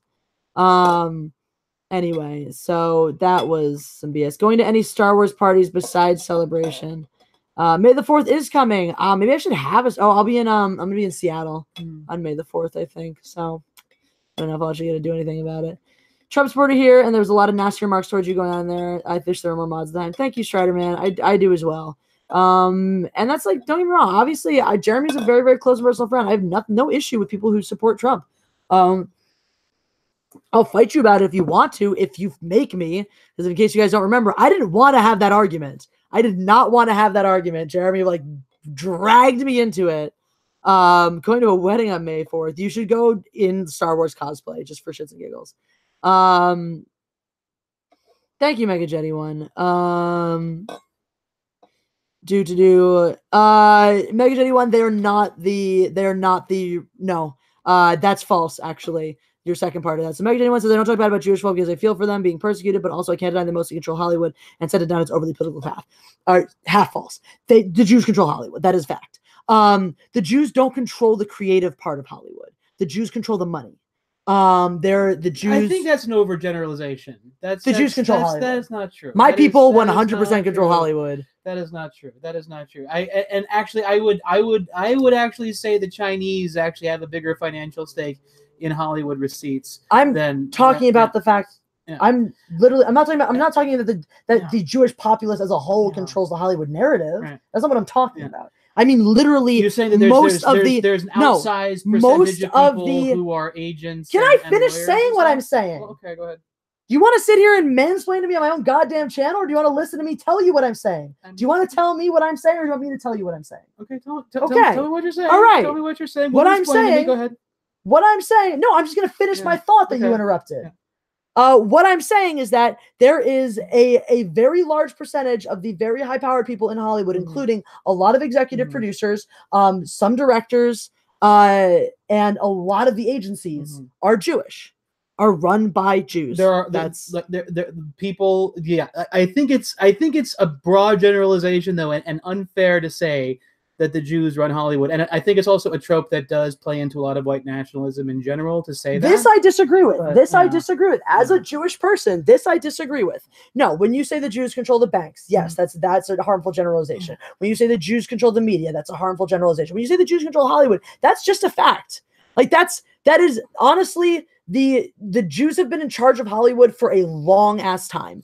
And my people are very proud of Spielberg, God of Hollywood. Very true. Gersh is one of the biggest agencies in Hollywood. I have gone to, like, I went to a panel at a Jewish, this is actually a point for me. Like, I should get more involved with the Jewish Federation of Los Angeles because it could seriously help my career. I went to a panel run by the Jewish Federation of Los Angeles. They had just 5 like super high-powered A-list behind-the-scenes people, including like an agent, a producer, an executive producer, a writer in Hollywood.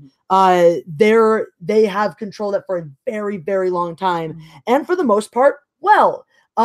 The Jews are not as in control. My people are not as in control of the creative side of it. So to say that they're responsible for it going down this political path is not accurate, because the reality is Jewish people, although overwhelmingly Democrats, if you want to look at the party breakdown, the majority of Jews in this country are Democrats. There are some prominent wealthy Jews who are Republicans. None come to mind off the top of my head, but they've been named to me before. People of all political stripes, of all different. But Jews, if you want to just do the demographics poll, Jews are largely Democrats. That said, Jews, especially older Jews, are not the most socially liberal people. Right. They're not. I know this. I've related to many of them. Older people in general. Older people in general. Older Jews very much know. Raymond Henschel, thank you. I agree with that sentiment 100%. Raymond Henschel had never put Jews and gas in the same sentence. 100%.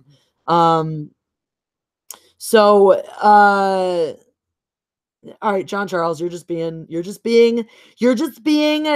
difficult right now, but yes. So anywho's, yeah, so the creatives. Yes, Sheldon Adelson, Republican. Trust me, Venetian Hotel and Casino. If oh, there you go. All right, if Jews were there you go.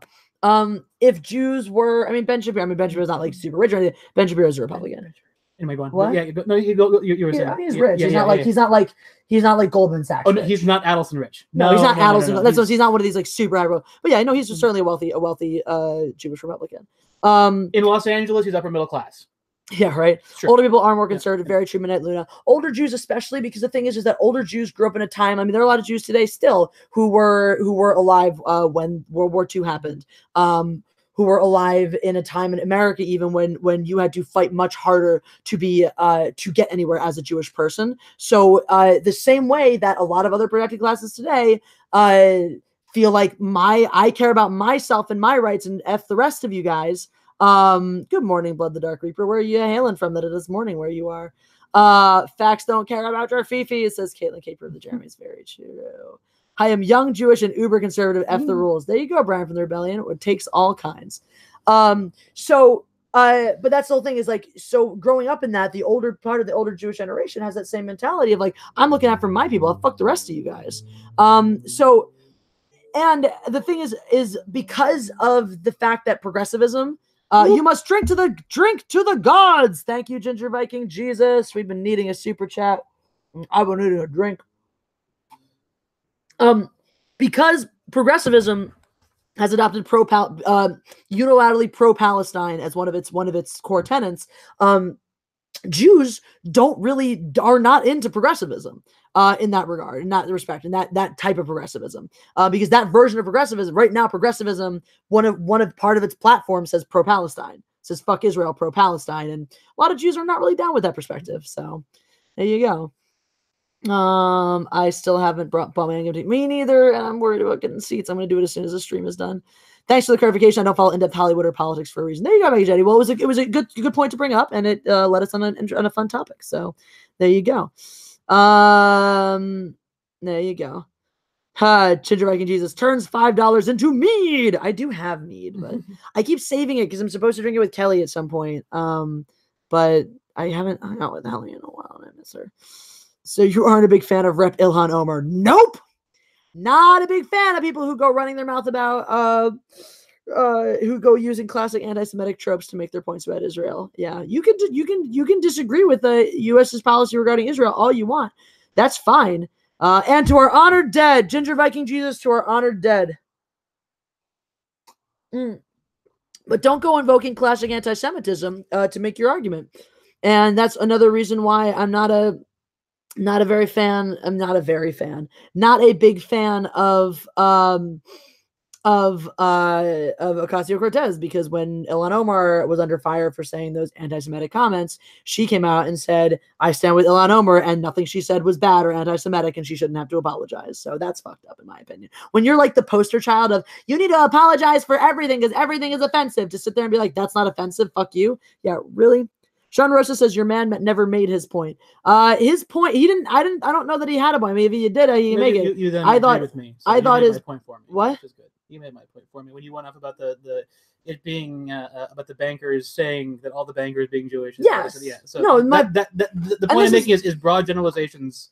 No, but that's the whole thing is like, is yes, the broad generalizations are bad. In the instance of Hollywood, I always say Hollywood's the exception, because the instance of Hollywood, it's 100% true. It's not because it's not 100% true, because there are plenty of Irish people and Asian people who are agents and who are people of power players, like the guy who got fired from Warner Brothers to get replaced by a different Asian person. Sure, there's plenty of there's diversity in Hollywood at the highest levels as well, but the reality is there are a lot. There is, relative to the the percentage of the population and the percentage of people in other jobs like that, there's a disproportionate number of powerful Jews in Hollywood. Of powerful Jews in general, and I think we had this conversation last night, but I think the underlying reason for that is because one of the tenets of Judaism is that you will become educated. Yes. And just generally, people who are educated tend to ascend to power a little bit more quickly, and so the message is get educated. There you go. So, but that's, education has always been a core part of a very important thing for the for the Jewish people, because we haven't always had opportunities. Yeah.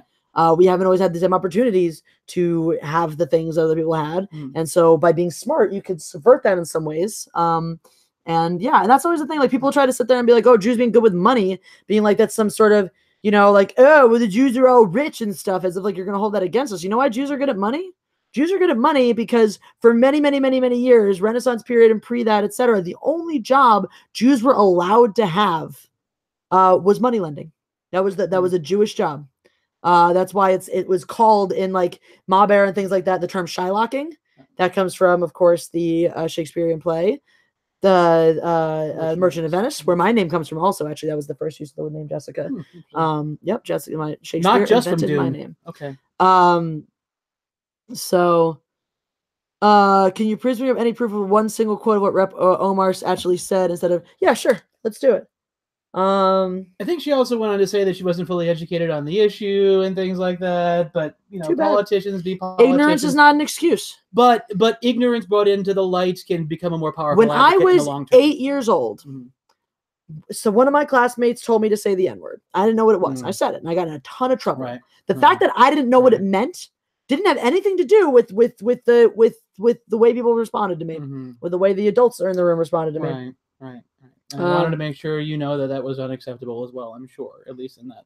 And that's the reality. Is like, you say something unacceptable. I'm not approaching you. But just because you said that now doesn't mean that you are a racist now because someone said that. Similarly to, we all, I think she just didn't know what she was doing, quite frankly, which is a problem in and of itself.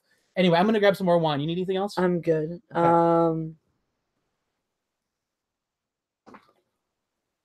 Okay.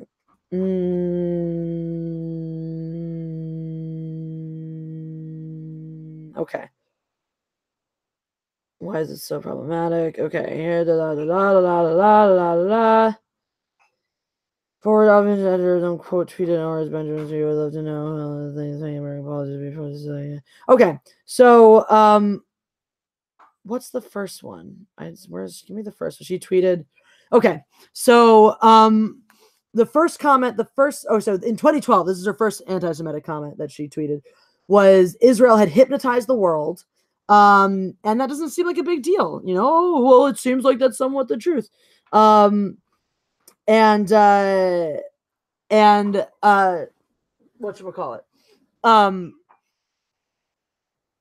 So the first thing she said was that Israel had hypnotized the world. And this is a classic idea of the mystic Jew that just hypnotizes people into doing our bidding and into getting the control. This is why we're secretly in control of everything in spite of our small numbers, because we hypnotize people into doing our bidding. And then, yes, that other tweet was, it's all about the Benjamins stunning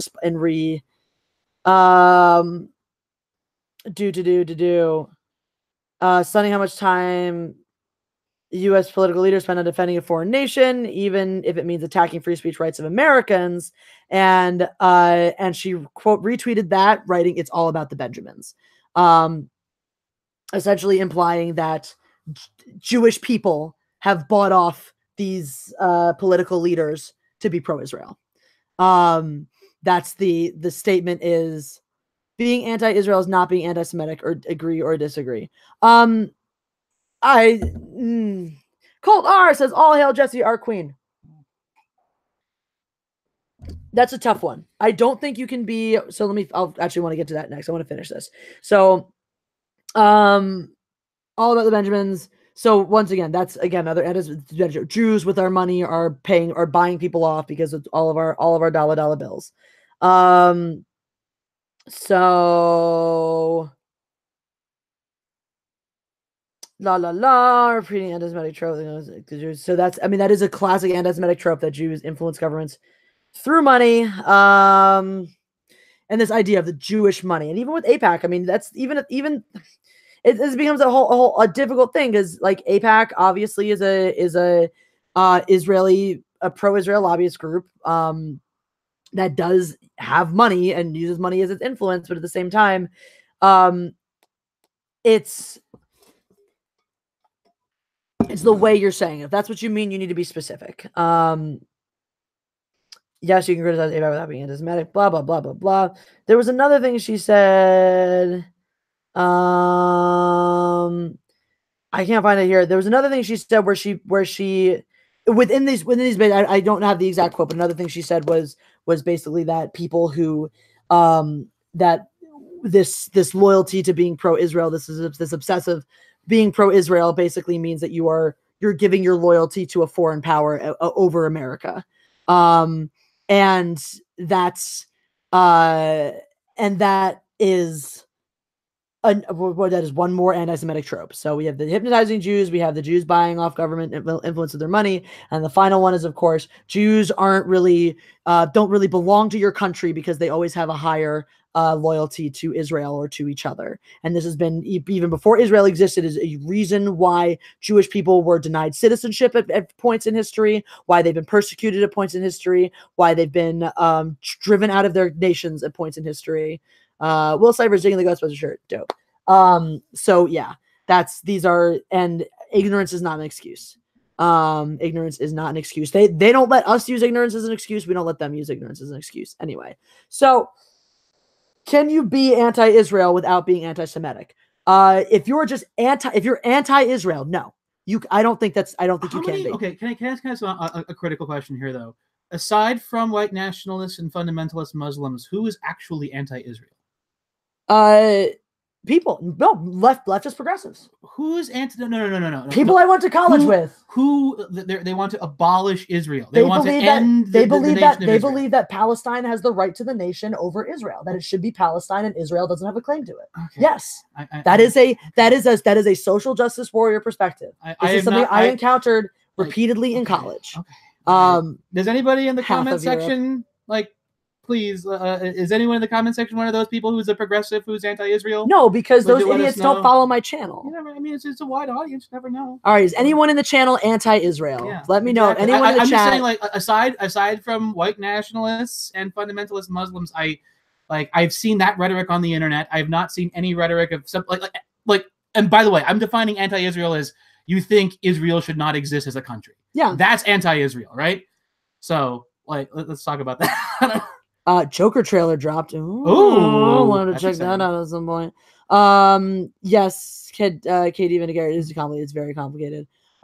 Yes, I also don't agree with a lot of what Israel does. I'm not 100% pro all their policies. I don't agree with everything the United States does. By the way, yeah, sure. So. A lot of people on all sides are anti-Israel. No, it's I disagree with a lot of Israel's policy. But I very much agree with the right to exist. I believe in a shared state. Yes. I believe 100%. At least so if you were asking, Flaming TV wanted to know what my stance is, I believe in a shared state, and I believe that the majority of Israeli and Palestinian citizens want that.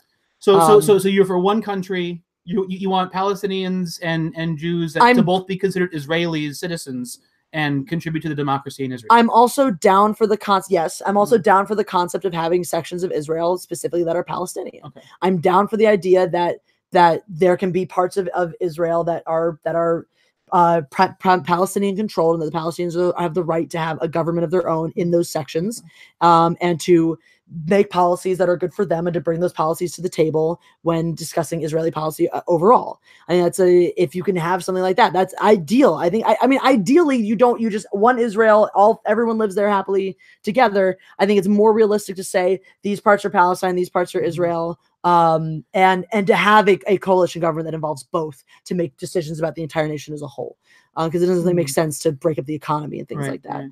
So in the abstract, it sounds like you would like a federalist approach to the Israeli state, sure, like comprising multiple like mini states that all come together to make a greater Israel, and so you'd have a federal government and then like a state level government.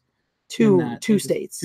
Okay. Two states with a federal cooperative with a cooperative with a co-op. Government. Okay. Yeah, I would want that. That would be ideal for me. This is after 3,000 years of Jesse contributing to the manipulation of all humanity as the God Empress as she is. Yeah, clearly.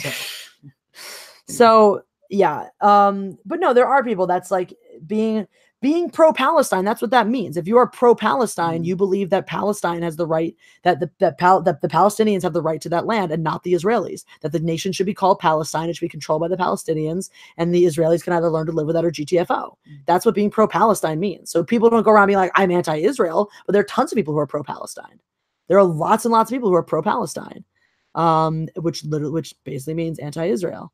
So would you draw a line between being anti-Israel and anti-Zionist? Yes, there's a difference between being anti-Israel and anti-Zionist.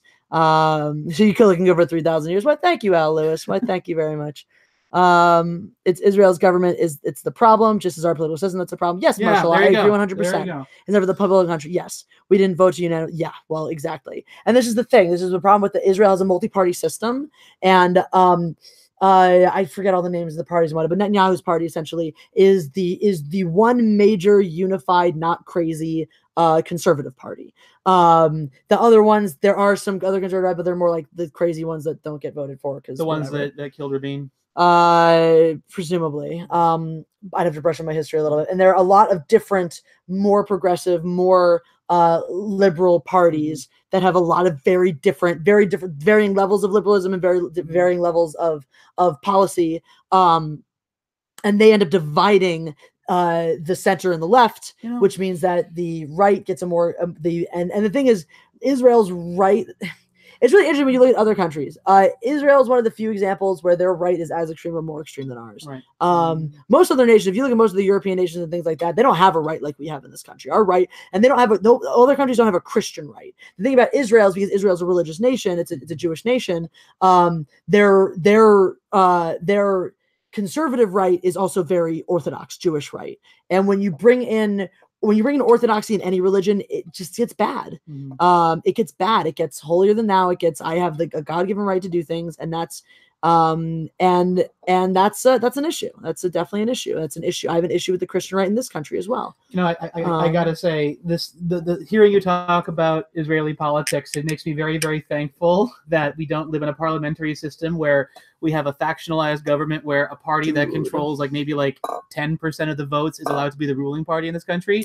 It actually kind of makes me happy we have a two-party system, as it were. At least we're getting larger blocks of voters deciding, in point of fact, who the leader gets to be, and we're avoiding some balkanization, factionalization. You would think, by the way, Israel's a relatively geographically small country.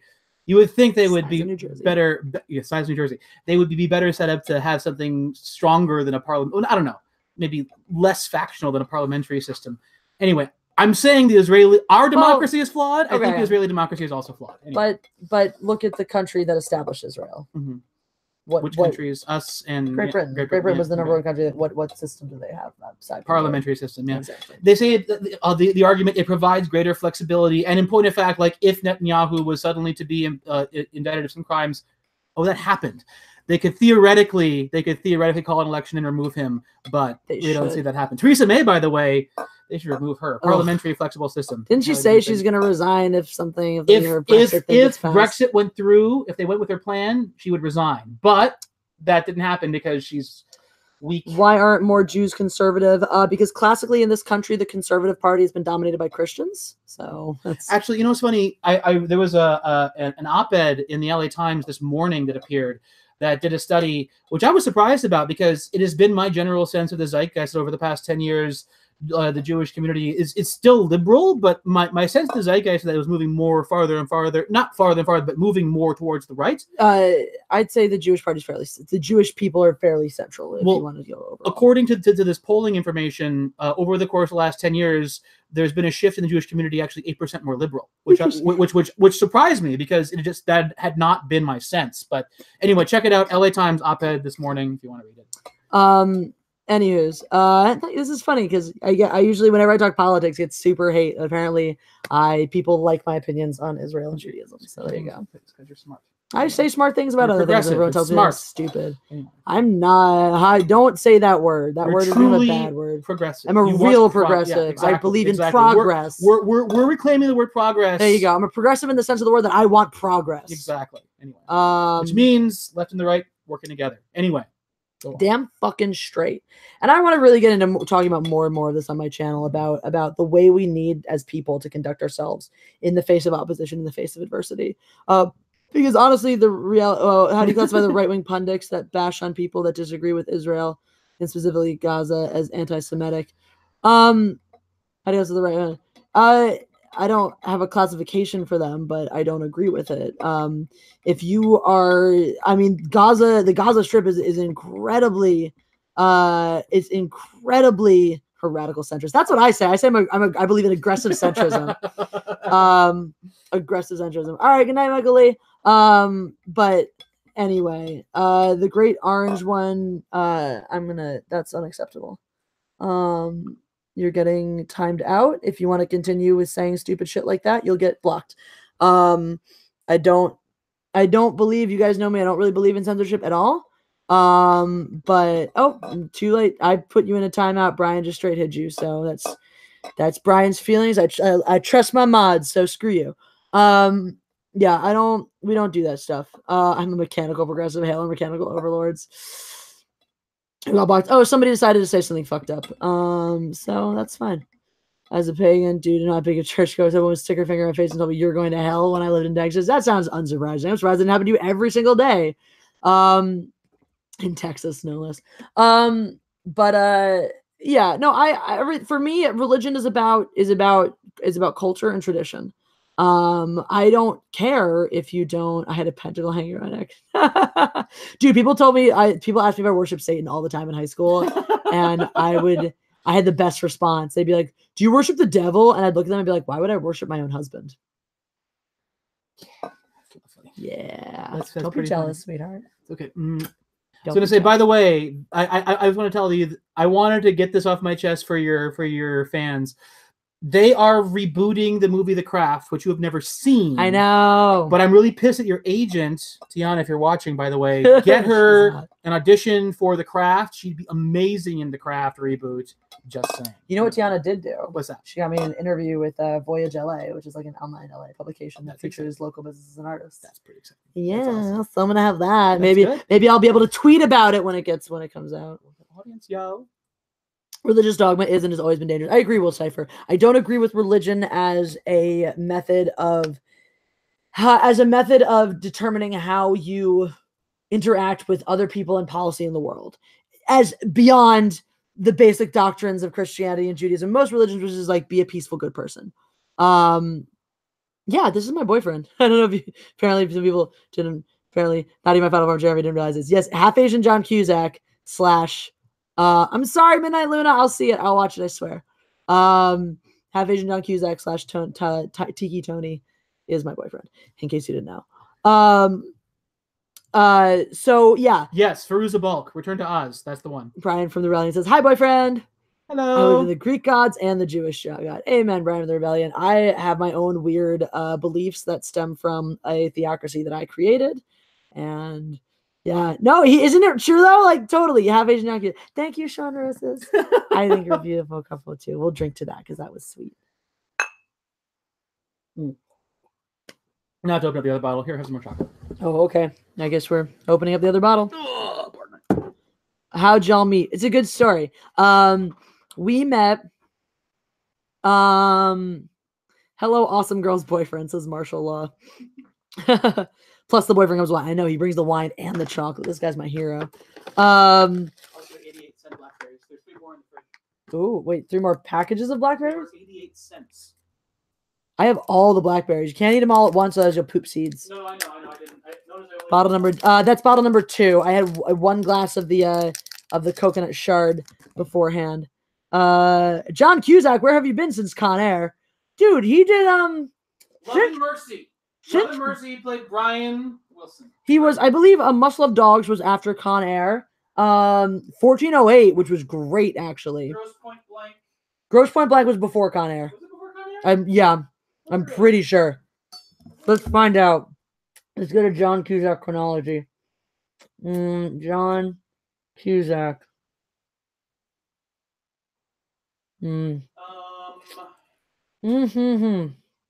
Movies. High Fidelity. High Fidelity, I think was That was like 98, 99. I think. was 2000. Was it 2000? Yeah.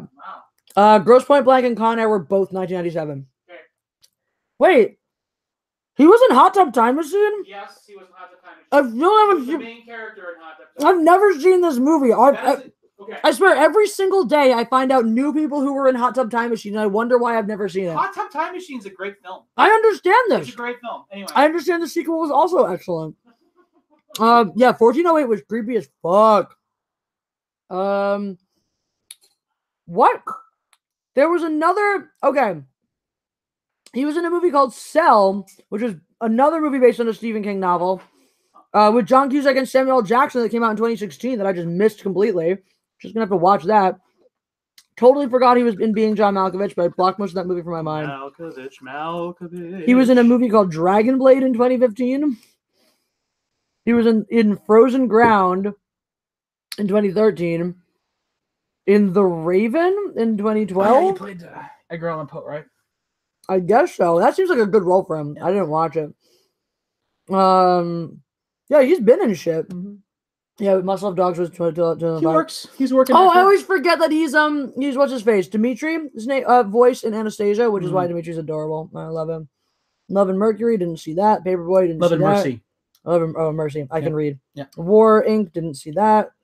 $4.99. Guess where I am. Brian from the Rebellion says, "Guess where I'm going?" If you were here in the last stream, you know. I know. Who wants to guess where Brian, or who remembers if you were here, where Brian is going? I'm gonna see the Raven. I think he is a great choice for Poe. Anyway, how do you tag people in here? You can at them. Typically just at them so they know it. Typically it's just my handle will pop up in the highlighted version. Mega Jetty 1, I would love to live stream together sometime. Shoot me an email. We'll set it up. Anyway, to hell, just kidding. Nobody knows. Brian's going to McDonald's. And I'm jealous. To Star Wars Celebration. I wish. I hope. Are you? But if you were, that'd be great. McDonald's poison burgers. Yeah. Crack burgers. Thank you very much. Crack burgers. I love McDonald's crack. McDonald's crack is so good. I am going to the restroom. Just use the @ symbol and start typing their name and a list will pop up. Really? That's never worked for me, but that's okay. I'm getting jelly now. Yeah, well, I got wine and chocolate, so I'm trying not to be jelly, but I'm totally addicted to McDonald's. He better bring me fries and something with bacon. Yeah, I love that they put bacon on all their burgers now. Their bacon kind of sucks, though. What's your email? High Fidelity is criminally underrated. High Fidelity is an awesome movie. Awesome. Better book, but excellent movie. me.mindlessentertainment@gmail.com. If one of my mods wants to type that in real quick so people can see that. me.mindlessentertainment@gmail.com is my email if you need to see it. It doesn't work for me on anything. It tastes like crack. I don't know what you're talking about. I love it. It's cocaine. Oh no, they're bacon. Yeah, their bacon's gross. Their bacon doesn't taste like anything. It's pointless. Kayla Keeper the Jeremy just posted the email address, the Miles Entertainment email address. Jesse is top 5 records. Jesse in no particular order. What? Tully Algo is making a High Fidelity reference. High Fidelity reference, yeah. Makes me happy. Great movie. Great freaking movie. Also, Say Anything. Great movie. I am going to use the restroom. And oh wait, what's the one? Fuck, what I'm blanking on the one where he wants to kill himself. That's Better Off Dead. Pushington? That's Better Off Oh, Dead. no, Yeah. okay. Right? Yes, maybe. Anyway, Jesse. all right, we'll see you when you come back. Talia al Ghul. All right. I'm gonna go to the bathroom. Tony, you know the drill. Lose everyone. Okay. 74 people. Lose them all. I will do my best Make them all go away. to lose You everybody. can talk about Dune if you want. Sure. Well, while you're at it, make sure you have smashed the like button. Make sure you have subscribed press the like button on my to channel. Jesse's channel, Mindless Entertainment. We It have says pressed it'd be the like button on my it'd be a really good thing to do. Press. Also, visit her Patreon Press. campaign. Yeah. The like button. So that'll all happen. So you Oh, can my take muscles. care of her. Oh, my muscles. But how's it going out there, internet? Identity was the movie. Ah, yes. All right. Good night, Al Lewis. Press the like button, Caitlin says. I see. Boo, it's Tony. Do a dance. Make us all happy. Oh, anything. Anything, anything. This challenge was never a succeed as no one ever makes me leave. Well, God bless you, is all I got to say. Let's see here. Make Tony dance. Let's see here. I'll tell you what. I'm actually not really feeling like in a dancing mood right now, but let's see here. Tiki Tony, you the man. Thank you, Sean Rosas. Appreciate that. Bye, Al Lewis. Take care of yourself. Leave this joint. Well, I've been entrusted with making you all leave while she is in the restroom. So that is I guess what maybe she should have taken the laptop with her to the restroom, although maybe that would have gotten flagged by YouTube as being inappropriate. We all know people tend to get mad about things that are really silly these days. But yeah. Smoke this joint. I also think that would get flagged by YouTube as well, because not every state is as lenient as California is in regards to cannabis. Gentle sway with a lit lighter. Ah, yes. Buy Tony a tiki mask. We should just do tiki drinks. Come on back. She's back. Oh, she's grabbing a cat. That's fine. We need more wine. We actually have a second bottle here. Cabernet Sauvignon. Very nice. I approve the bogle. That's me. But oh no, Han Solo is whining. He's being a whiny kitty. What's wrong, Han Solo? Say hi to the internet. It's like he knows. He's just camera shy. He's shedding like crazy because I loosened all the fur in the bath. Now he's getting rid of all of his hair. No, but it's good though, because he needs. It's healthy. Oh, sweetheart. Needs to be okay. He has such a thicker coat. Lando Chug. I'm sorry, we don't chug without super chats. Lando is full on summer coat now. He'd shed it all out in the bath. Han is such a thick coat that it's just still coming off. Come here, baby. He's just being camera shy. Why are you being shy? Look at his butt straight up in the air. He's like, no. Sweetheart. Damn, Tony. What does that say there? There's some sort of wine glasses. Tony brings the good stuff. Mm-hmm. Yeah. Who's my baby? Mm-hmm. Where's my baby cat? Let me grab him. Or is he? You gonna take him? Okay. Yeah, that's my baby cat. Okay. What else we got here? Are you gonna go? Are you gonna go, sweetie? You go. Go with Papa Tony. You love him. Oh my God, so much hair everywhere. Probably in my wine. Yeah. You guys aren't super chatting enough. I'm just gonna start drinking. Fuck, cat. Did you just? Oh, he kicked the wine. He must have splashed in your wine. Fuck. That's Got on crazy. my pants. Very, very. He's Now an I can have a wine stain on my pants. Great. Oh, thanks. Jeez, I know. Bad Han. It's Bad okay, Han, indeed. Anyway. Oh, fucking A. There's hair all Covered that's with- just stuck to my face now. Oatmeal bath, kitty hair. So much hair. We're lucky we have a lint remover. Did you guys do any pranks for April Fools? Did you not see the video on my channel? Oh, also you didn't lose anybody. Why? You're. I don't know. Apparently they didn't hate me. I'm surprised they didn't hate me. Finish your love story. Oh, right. I was going to tell the story of how we met. You guys were asking. I was like, I forgot. I remember to start something. Wine, vinegar and seltzer. Yeah. I'll get it out. Thank you. Harvey Weinstein. Lol. I think someone's super chat just finally caught up. Cheers. Cheers. Thank you, Stone Cold Jeremy. Cheers I did to you. Make him dance. Cats. I'm gonna get it. He hates that. I do that to him all the time. I think they mean me. Oh no, maybe they didn't mean the cat. They were trying to get me to dance. But that was earlier. You should dance. Finish a love story and then make him dance. Okay. All right, because you're Tony Dancer. I forgot. I guess. So, you guys want the long version or the short version? Let me know. The long version is what they want. You I know. want to know. I want to know what they want. The internet can speak for themselves. Okay. Stop Okay. speaking. God, you speak for me earlier. You speak for the internet. Jesus. Tony, it just speaks for everybody. This is my first time seeing you guys, but definitely subbing. Thank you, Will Cypher. Twitter is so wrong. Damn straight it is. Long, short, long, long. Got 3 for the long, 1 for the short. Shorter story, longer dance. It's bedtime. Long equals more wine. Lando's probably in heat. No, that was Han. First of all, that's Han. Second of all, they're both male, so males don't get in heat. Females get in heat. And no, they're just shedding they're just seasonal shedding. Han has a ridiculously thick coat, so he seasonally sheds like a motherfucker. All right, most of you said the long version. Tony Stark says long story. So Ginger Viking Jesus, you should play your mandolin again and make your pack mule sing for you. He's got a beautiful voice. Tell me, do you know the song "The Water Is Wide"? Yes, I do, but no, we're not. You don't want to sing that for them? No, it's fine. Whatever. Anyway, yeah, cats shed just like dogs. They shed when the weather changes. It's not as noticeable as dogs because they're smaller. But Han has a ridiculously thick coat. Trust me, like when I was trying to, good night, Geek of the Week. Thanks for being here. When I try to wash him, it's like it takes forever to actually get him wet because he's got like a proper double coat. My cat is waterproof. Anyway, so once upon a time, I was going to drunk brunch with my friends back when this amazing place called The Freak was still open and you get bottomless mimosas. Then we had bottomless mimosas for forever. Midnight Luna, Article 13 is trash. So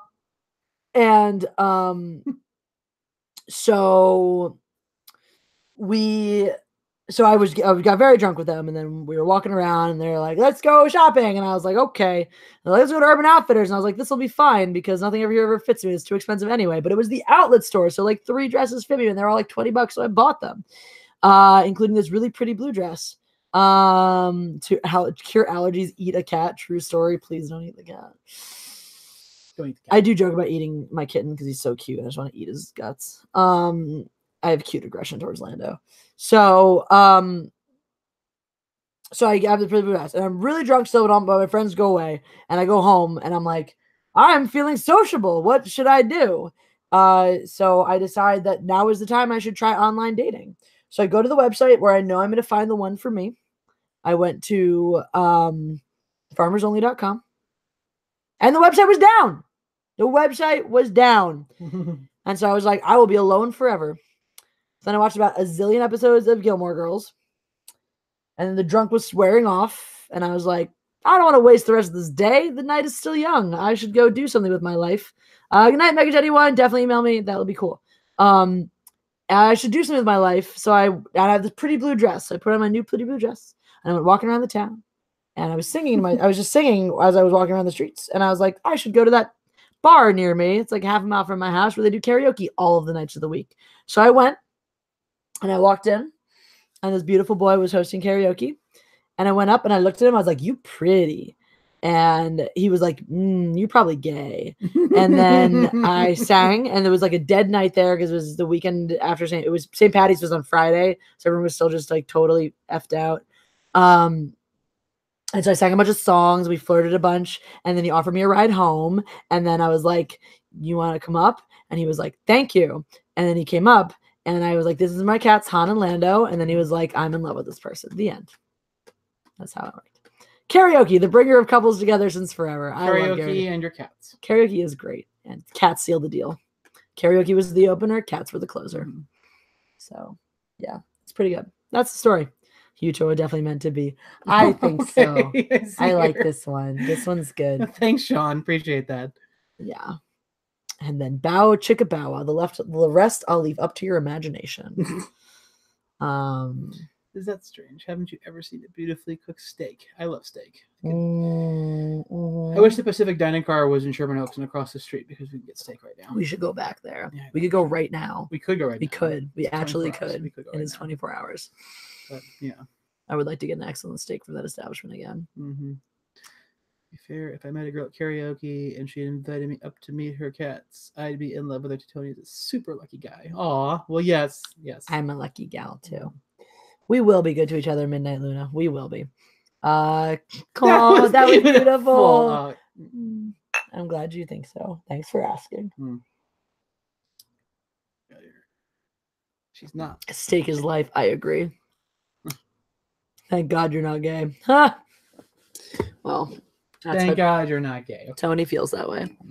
Prime rib for the win. Oh, yeah. My good friend met a guy in Christian Mingle that looks exactly like David Spade. Oh, gross. You sure it isn't someone who just used David Spade's profile pic? Since she found him, I don't know if like that's a real thing. Fun fact: Captain Marvel lost in his I don't know what Doraemon. Doraemon must be. Doraemon. I'm assuming probably some interesting. Okay. Interesting. All right. Surprising. Usually blonde Hollywood actresses do very, very well in Japanese box offices. But interesting. All right. Why do adults turn into cannibals when it comes to children? My parents always told me they want to eat me. I don't know. I would legitimately eat children because I don't like them, and I think they're probably delicious. It's probably the best use of them. That's what Jonathan Swift thought, right? Yeah, I mean a little bit. Ooh, that one's really good. Yeah, the book was good. I'm gonna reload this thing because my view count hasn't changed in a while, so I'm assuming it's. What are you saying? YouTube is lying to you? Sometimes. Sometimes YouTube's lying to you. Let's see here. YouTube is up. Lying. See. But then someone just jumped on. Well, it usually fluctuates a I lot see. more than I it see. had. So. Let's see. Oh, 2 down now. Oh well. I feel like I'm ready to maybe say the good nights. Okay. Are fingers considered finger food? I would think so. I would consider fingers finger food. I mean, you know, children have too much sugar in them. Truth, Caitlin. Everyone has too much sugar, especially if you live in the United States. Yeehaw. All right. I feel like it's probably time to say goodnight to y'alls. What do you think? Whatever you want. It's feel your like live stream. This is your audience, so you two should eat before you pass out. I have had plenty of food today, thank you. Danger person. Okay. Dicks have to be put in buns, though. Hey. On that note, with 69 people watching, I'm back up to 70. Howdy. Oh no, Scorpio, are you just getting you were here? number 70. Oh, the 3 people just jumped on. Oh god, you're all coming here, but we're going press to that bed. like button if you want Jesse to stay on. All right, if my likes jump 40 in the next few minutes, I'll stay. That's what I got for you. I think everyone here has already pressed that like button. If we get 40 new likes, yeah, I'll stay. Yeah, I don't think that's gonna happen. I'm getting 0 new likes right now. Yeah, so. exactly. So that's it. That's the poll. Indication for me. That's the poll. Everyone, thumbs up. Oh, see, look at that. They're trying. They already have is the problem. They already have. Y'all have already pressed that button. Press that now. I'll stay for 20 new likes, and I'll stay. No, see here, damn. Well, how dare you put a dress on? Oh shit, we got 10. Just like 9. Oh, that's 9. Wow. All right. That's unoppressed then reoppress. No, won't work. That's not how that works. Yeah. You must drink. You must drink. We shall, Ginger Viking Jesus, because you said so. Let's do the time warp again. Thank you for the super chat, Colt R. Send super chats if you don't want to. Like that's another option. If you send super chats, I also won't leave. Since we only got 9 new likes, I'll give you like 2 more minutes to send your super chats, and if we get super chats, I'll stick around. Unfortunately, the like button does not care if you sensually caress it or not because it's just a robot. Hey, robots have feelings too. Hashtag robot lives matter. Robot lives matter. No, dude, you guys remember that the Super Bowl commercial? That was, and it's the most terrible. There were so many robots in the Super Bowl commercials this year. The one where it was like the one that wanted to have feelings, and it was like, I am sad, and then it started laughing, like cackling hysterically. That was terrifying. It was like, I am so sad. You're like, what? That was fucking terrifying. Fucking terrifying. I just tweeted your stream out. All right, Scorpio. I guess if you did that, I guess I gotta stay. Well, here's the question though: how many people are following you? Health free feelings for Han. There you go. Where'd Han go? If you have like hundreds of followers, and that might make it worth of my time. I mean, if you got here and you tweeted, I feel bad since you just got here. I feel bad. All right. We'll hang on a little longer because I like you guys. This is a damn great community. Thanks, Sean Rosas. I think so too. I'm trying to cultivate the best community that I can. I'm going to continue to do so. I want to be able to cultivate my version of free speech, which is like, say whatever the fuck you want. Be an asshole if you want to. People can be an asshole back to you. Good night, Philip Drive. But you just keep your shit in check. You understand that if you're going to be, this is part of it. It's like, if I'm a dick and someone's a dick back to me, cool. I get it. I was a dick. You were a dick. We good. You just got here too, Mage Grey Wolf. All right. Well, send them them super chats because the viewership is dwindling. So tweet it out, get people here. You guys looking forward to Avengers Endgame? Yes, we are. I know it's so booked out right now. Actually, that's what I'm gonna do as soon as I'm done the stream. I may not. It might be tough to get tickets, but anyway, I'm gonna do it. Even if I have to sit up close to the screen. Then the convenient thing is, $40. That's okay. The convenient thing is there's 1,000 movie theaters in LA and they're all doing 1,000 showings. So we just gotta find a theater that has Cheesecake Factory. Plus LA does Thursday, like they start screening it like 6 o'clock on Thursday. So there's a bazillion Thursday screen. It's not like there's just midnight ones. That's okay, Olympian product. I understand. I'm poor too. Exactly. I love it. Aw, yay. So yeah. I am very stoked for Endgame. I am so stoked. I'm just thinking about how much I love Thanos. How do you put a dress on an elephant? I will give you the answer, but you have to figure it out. Here it comes next. How do you put a dress on an elephant? I'm not good at jokes like this. Are you taking the cat hair off of me? He was really shedding. He was really shedding. Really You're shedding. throwing cat hair in your wine. That's, by the way. That's already. I'm done. Oh, you're done. Are you drinking anymore? Or are you good? Probably done. Okay. Yeah, it's very unlikely. So, should... Wait, where is that? I want to read the answer to Fusionauts thing. Take the B out of boat, so you have a B. Now take the A out of cat, so you have an A. Purple. Lastly, take the F out of way. Ha! I get it. But there's no effing way. See, there's no effing way. Funny. I get it. Olympian Products says if you send me super chats, I'll forward them to Jesse. Sure. I love midnight screenings, especially for MCU movies. The atmosphere among the audience is always really right. We were talking about that earlier. How do you make a tissue dance? I don't know. Not even my final form, Jeremy. I don't know. Ginger Viking Jesus statement. Facebook and Twitter shared drink meat bags. Yeehaw. Flaming DP says, I'm not poor, have more money. Thank you, Flaming DP. You're such a good dude. Put a boogie in it. Hilarious. Caitlin says, yes, super chats. Any hoozles. Yep, you can still follow me on the Twitter, even though I can't do anything on it. At least I think you can still follow me. I don't know if you can still follow me right now. Who knows? Yes, I did a video about Mark Hamill playing Chucky. I'm concerned that I'm gonna have really, really positive feelings towards Chucky once he does that. Jacob Wagon says, "Take my money, mistress. There's a rainstorm over my house. My Wi-Fi is shit tonight. Can we talk about this for a second? Trying to stay online to stream, but Wyoming weather. You're apprehensive about Mark Hamill? Oh no, I'm super stoked about it. Yeah, I mean, he's a great voice actor. I mean, it's not. I mean, whatever. No. The thing I'm concerned about is seeing that movie and going, why do I have weirdly positive feelings about a murderous doll? Oh. Whatever. But I just feel I'll be comforted by this murder doll.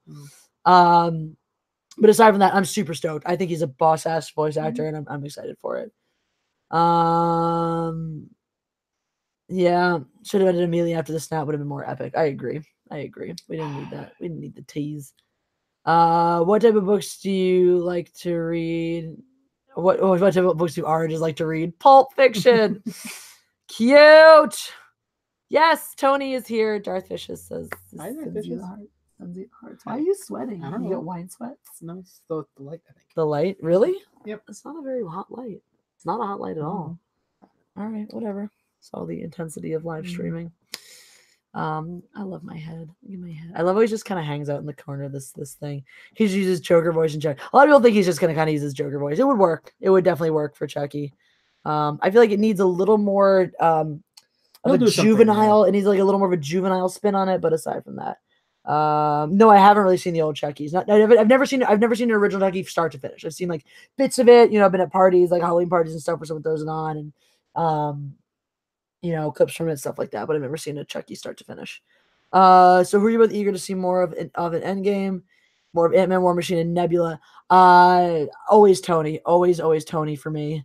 Thanos, I fucking love Thanos, and Nebula. I'm actually really excited for Nebula to sort of act. I really think that this is going to be a big movie for her, and I'm hoping that it is. I was so drunk one time that I was blowing on ice cream from the cool vapors coming off the bowl. Okay, sounds like a good time. I'm so used to that murderous doll sounding like an urban worm tongue. Fair.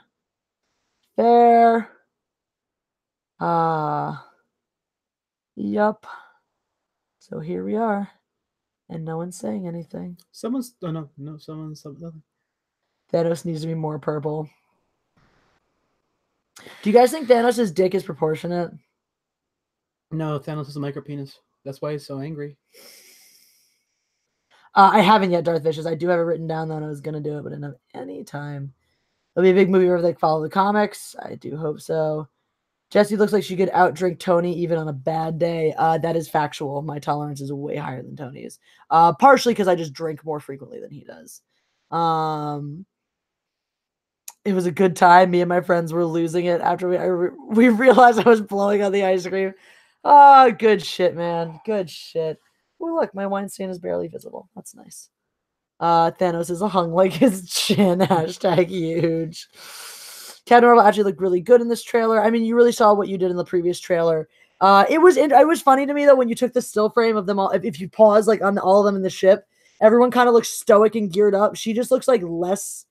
She looks more stoic than everyone else. I don't know how. She just looks more like expressionless. I don't know. Thanos' parents were gorgeous. I think Angelina Jolie's gonna play Thanos' all mom, right? Titans were. That was the whole. That's the whole point. That's the reason why Thanos is all bitter and poopy is because Titans are supposed to be gorgeous and he's this fucked up looking one. Yeah, he's just a super genius and super powerful, but you know, and super schmexy in my opinion. Yeah. Everyone thinks Spider-Man turning to dust was the most emotional moment, but I'd say Groot turning to dust was more. Aww. When you know that according to directors, his last words were "Dad" calling to Rocket. That is pretty sad. For a good laugh, look up HK47 quotes. Anything will do, really. I think will enjoy a sense of humor, even without context. HK47, you say? I'm up for anything. It's that time of night. HK47 quotes. Is that what is that? Love is knowing your target, putting them in your target reticule, and together achieving a singular purpose against statistically long odds. Oh, nice. There's a Game of Thrones bar in Hollywood on Thursday night. I see. Is it a pop-up or is it did Scum and Villainy Cantina just do a Game of Thrones makeover for the month? Why would Scum and Villainy do that? They could. I don't know. That wouldn't make sense.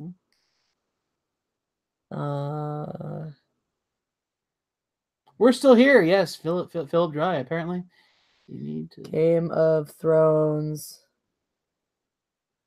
bar Hollywood. No, not Spider-Man. I like Aw, yeah. That's really sad. That's so sad. A Hollywood bar is transforming into an immersive Game of Thrones experience. Secret Los Angeles. Let's see what's up here. Nope, not unbanned yet. Colt R. I appealed, and my appeal is stuck in limbo right now. Be prepared to rally your army and summon your dragons because Hollywood's Geek Bar. Yeah, you were right. Scum and Villainy Cantina is transforming into Game of Thrones this April. You know why I know that? Because they like money. All the people of the Seven Kingdoms are welcome at Fire and Ice Tavern, an interactive tribute to the 8th and final season of Game of Thrones. From April 5th through the 28th, mega fans can witness an immersive experience inspired by Westeros, as well as the ultimate clash of ice and fire, thanks to the help of Damn Good Shindig. Scum and Villainy was supposed to be a pop-up. And it was, and it became permanent because awesome. Yeah. Order cocktails from a specially curated drink menu featuring concoctions like the White Walker, made with Johnny White Walker Scotch. Partygoers that show up in costume will receive a discount on their bill, so cosplay away. Aside from the discounts, costumes may be extremely fitting considering all the amazing photo ops and concept art. It's also Blah, blah, blah. nearly summer in Los Angeles, Will so be- costumes are kind of stupid. They But open hey. every day from 6 p.m. to 2 a.m., but those are major 21 will be rated after 8. Special events throughout the month, like Game of Thrones Tabletop Night on Monday nights, where you'll hashtag play for the throne. The transformed Fire and Ice Tavern will also host a season hype party as well as a Game of Thrones scotch tasting. Oh, that's lovely. Dope. We should go to that. That sounds really cool. So wait, is it Sunday that the first one comes out? No, Or it's next still Sunday? a few weeks away. How many weeks? I thought it was. Is it the week? Okay. When does Game of Thrones come out? Somebody tell me. I'll bet What's you the it's date? 3 Sundays from now. That's my guess. I don't. Is it the between Endgame and or between Celebration and Endgame? Because that'd be convenient. I thought it was coming out maybe Celebration. I thought it was going to be out Celebration weekend. If I mail you your box tomorrow, will they keep it while you're in Chicago, or should I wait? Flaming TP. First of all, I might get it. Depending on how long it takes to get here. I don't leave for Chicago till Tuesday. So if you mail it tomorrow, I may get it before then. They will keep it. I can also send somebody to pick it up for me. So somebody. April 14th. All right, yeah. So that is Celebration. Cool. Actually, that'll be really fun. That'll be something we can do with some group of nerds at Celebration. Maybe we should live stream. We should live stream watching it. We totally should. April 14th. All right, definitely. You guys should go live afterwards. You guys shouldn't live stream watching it. Why not? Well, because it's All kind right, of fine. We can go live after. We'll live stream after. I know Nerdrotic. Actually, that'd be cool because Nerdrotic is gonna do a post episode live stream There's for all the lots of people doing episodes. post-episode live streams. Obviously, Yeah. but in my community, Nerdrotic is doing it. Yeah, you should do it. I understand that people are gonna do it. I'm not No, retarded. I didn't. Why do you think I say this? Because you say things like you think I'm stupid and don't know. I don't. He does. Zombie Dragons. I forgot. I'm still on season 3 for Gilmore Girls. Should I continue? It's definitely a fun fluff show to just like keep you occupied. It definitely gets. It's not that you like pay super close attention to. Yeah, guys, subscribe to Nerdrotic if you haven't. Gary's super cool. But yeah, we'll all be together to do a post Game of Thrones live stream. I know he's already invited Anna to do them. I'd love to jump on with him when possible. But yeah, so My old boss's family was the family that the Gilmore Girls is based on. oh Yeah. weird. Because they had like a place called Dosey's. Oh. And then my old boss, who was a line producer on a show I used to work on called Preachers of Los Angeles, which aired on the Oxygen Network. But his name was Taylor. His last name incorporated the word Dosey in it, and apparently there's a place called Dosey's in Gilmore Girls, and it's all about that family. Anyway, also Alexis Bledel. One time I had Thanksgiving with her, and she was lovely. Anyway, This is a thing that happens. But yeah, no, it's worth following through. It definitely like it pays off the stuff that it sets up, which is nice. The 12th is Patty Max. The 13th is my grandma 85th birthday. The 14th is Game of Thrones. I don't know which I'm more excited for. Oh, Darth Vicious. That's so sweet. insane. We are less than 3 weeks away from Game of Thrones. Less than 3 weeks. We're a week and a half. Yeah, it's crazy. We're a week and a It's half away. Crazy. Which means I have to add back HBO to my Amazon Prime now. because I cut the cable. Scorpio wants to know, did you see Ghostbusters 2016? Sure, yeah. And are you interested in Ghostbusters 3? Well, I am interested in any Ghostbusters film that is set in the Ghostbusters Prime universe. First of all, I'm interested in you know what? I'm interested in movies that are starring very talented people, and that's why I was interested in Ghostbusters in 2016. I thought that the Ghostbusters movie that came out with with Kate McKinnon and Leslie Jones was a miss, and they had really talented people, and you could.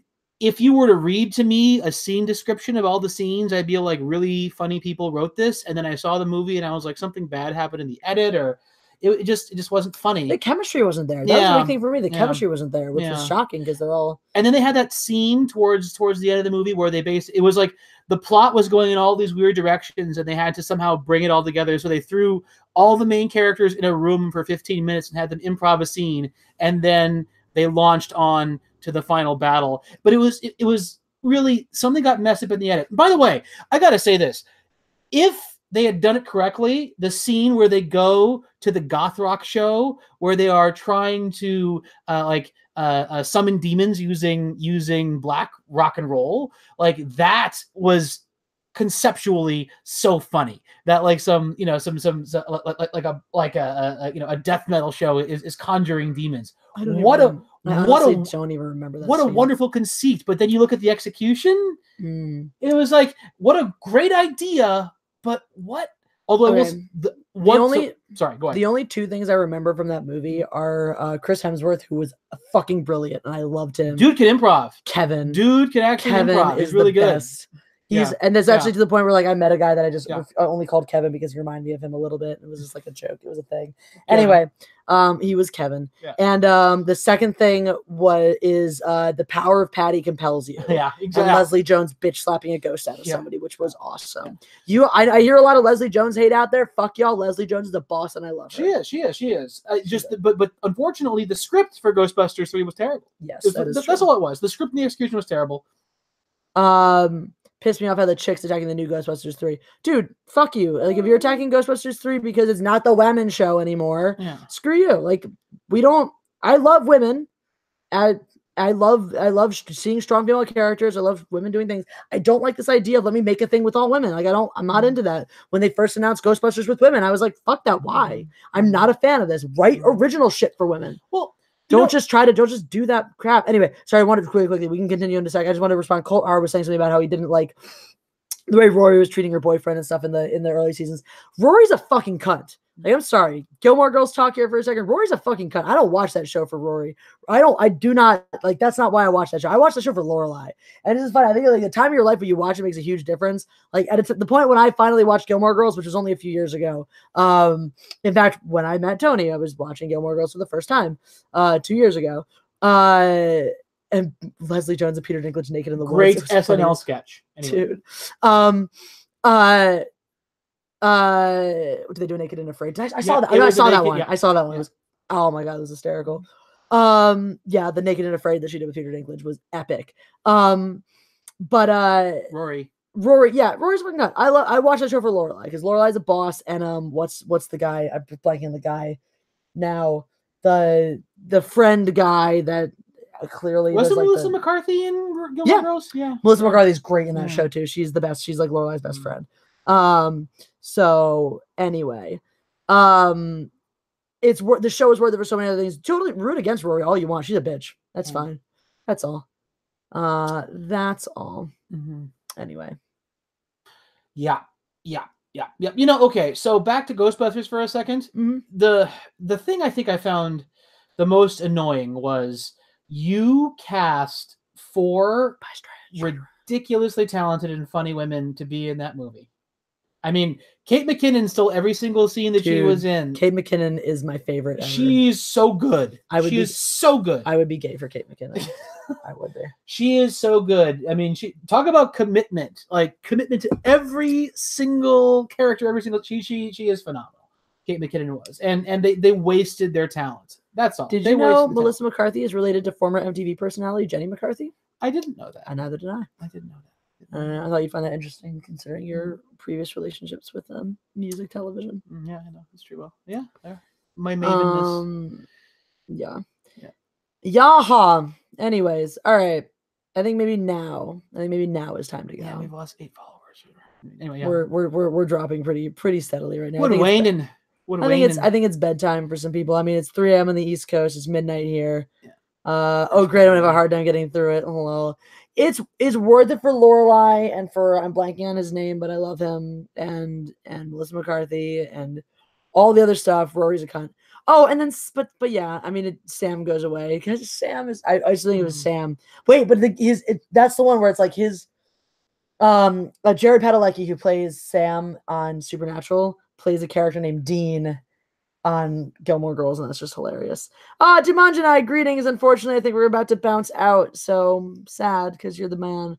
Anyway, good night, guys. Thank you all for being here. Thank you for the super chats you've sent. Thank you for the excellent comments. Thank you for the scintillating conversation. We covered everything from Endgame to Judaism to Ghostbusters to Game of Thrones, and you guys are awesome. I love you all. East Coast Hollywood. Anyway, yes, thank you, Sean Rose's like, sub, all that stuff. You guys are the best. You guys are amazing. Still work for more hours. Sorry, Stone Cold Jeremy. Jacob Wagon. $10. Oh shit. Oh my God. shit. Holy fuck balls. Apparently I can't go just yet because we just got $30. the super chats of the Shit. night. All Jacob right, Wagon says, all right. honestly, I'm excited about the new Child's Play with Mark Hamill. Yes! Been a long time fan. Had a cool t-shirt and everything. But what's the worst that can happen? Last Jedi 2? JK, don't answer. You know what? I will say Child's Play, the bar is so low that really, I think a really funny script is all that it's going to take, and it's going to be probably. I think people are going to see it for Mark Hamill Yeah. anyway, and it's Yeah. I'm gonna see it. It'll be my first Chucky film in the theaters. Ginger Viking Jesus says it cracks me up the people who attack fan bases when they say we don't like a movie just because the main character is female. As the argument goes, if we don't like women, where were we with every movie among others? Yes.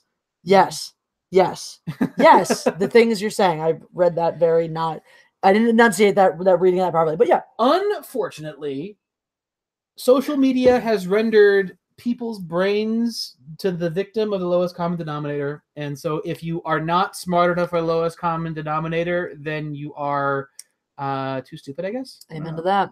Take my YouTube money. Good night, Jesse. Thank you, 231184. Thank you for the super chat. I remember trying to leave. Y'all just bombard me with super chats.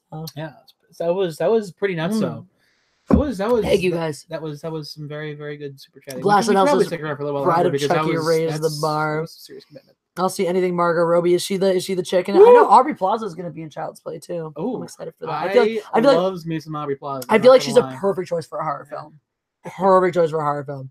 I feel like those like edgy deadpan chicks are great in horror movies. Did you see what was it? Not Jack and Mary Make a Porno, but Mike and Dave Need Wedding Dates. Did you see that one? No, I heard that was really funny. Oh, well, you have to see it now because they went to Kualoa Ranch where we went to Jurassic Park. Yay! We got it set in Hawaii, but I like Kualoa it was a Ranch. fun movie. Audrey's playing Andy's mom. Oh, really? She needs to get more work. By the way, there is a depth to Aubrey Plaza. I mean, she needs to play like either villain or traumatized, but there's something there that needs to be explored. Remake Room with Aubrey Plaza would have been better. And give her the Oscar. It probably would have been better. Yeah. Get the Fifi's t-shirts. All right. Are we staying? Are we going? Should I stay or should I go? Dun, dun, dun, dun, dun, dun. If I go, there will be trouble. If I stay, it will be double. Yeah.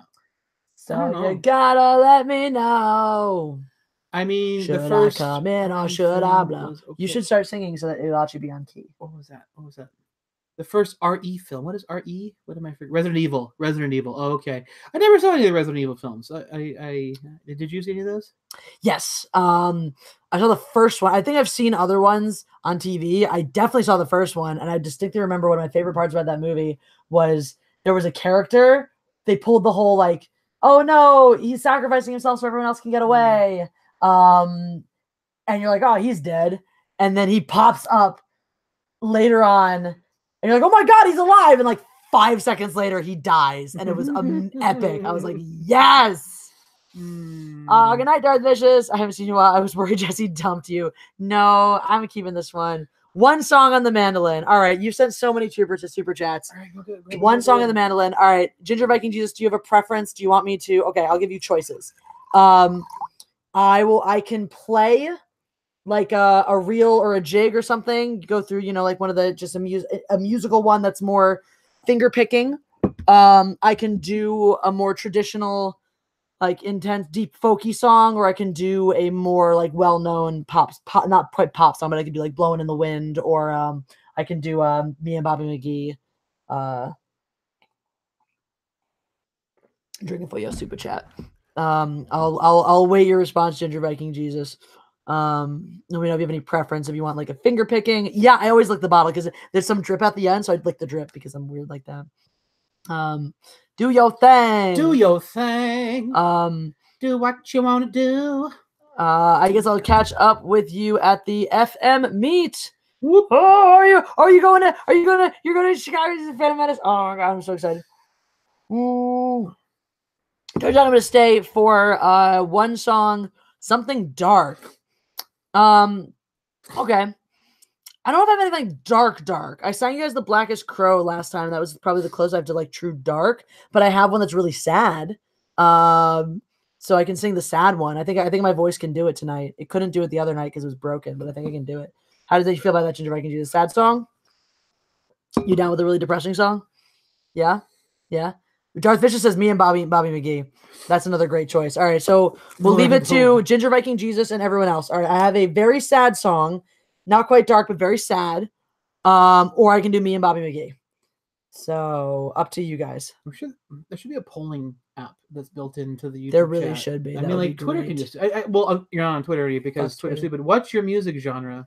What's your music genre? I love to play and sing everything from I love playing folk music. I love singing folk music. I love rock music. I listen to a lot of rock music.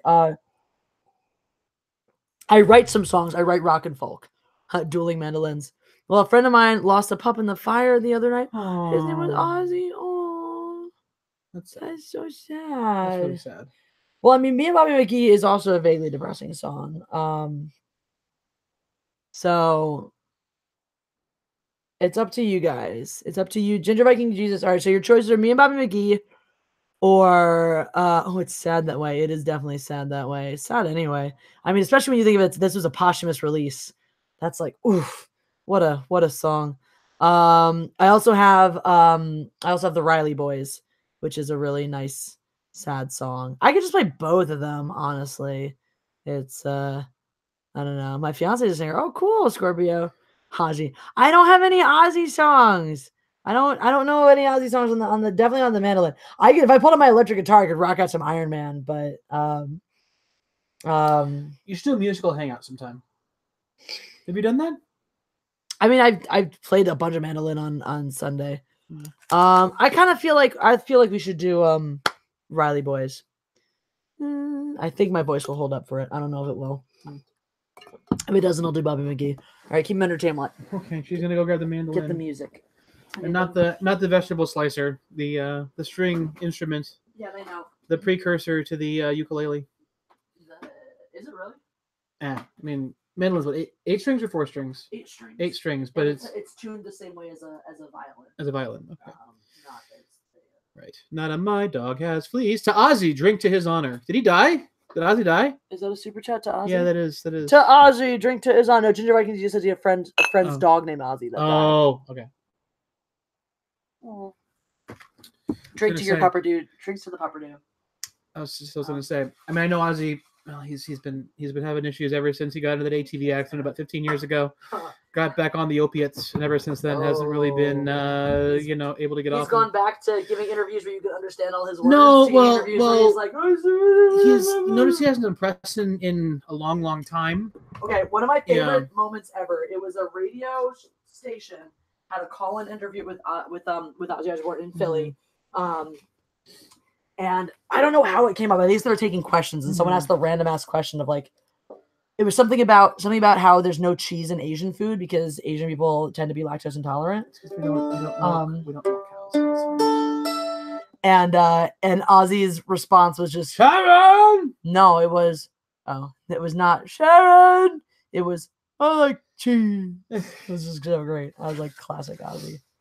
All right. Mick Jagger's in the hospital? Yeah, he's probably gonna pass away soon, they say. Really? Yeah, That's so sad. That's what the internet thinks. Who knows though? Who knows? No, not Mick. Before Keith Richards. Well, Keith Richards is immortal. Immortal, yeah. Keith Richards is definitely immortal. His blood is just heroin juice. That's right. He's fully preserved. All right. Let's see. Oh, Greenfields of France is a really depressing song. I guess sing that one instead. All right. Maybe if Riley Boys didn't work out, I'll go for Greenfields. Here it is. Riley Boys. All right. Here's yo depressing song. We'll see if I can carry this. My voice is better. We're going after this song though, unless you send more super chats. But go ahead. True that. If we get super chatted the fuck out of, if I get super chats during the song, we will stick the around. hills and through the woods to grandmother's house we go. Somebody, what did somebody? Wait, I just missed what was Oh, have you seen the trailer for the new MTV Hills? They're rebooting the Hills. It's all relative. Lonely Day system. Such a lonely day, and it's mine. The most loneliest day of my life. Such a lonely day shouldn't exist. You want me to sing it's a a Tetris day song? that I'll never miss. What? Whenever I hear System of the Down, I always think of the Tetris song. Why? Because it's vaguely Armenian. That's That's a Russian song. Also featured in the second season of what was the Kevin Spacey political show? I don't know. Anyway, But that's called the Vladimir Putin character sang it in that the song's Kevin called Spacey. Kordabushka. Kodabushka. Yeah.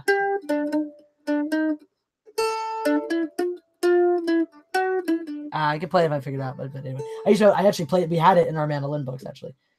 Anyway. I think it was alright.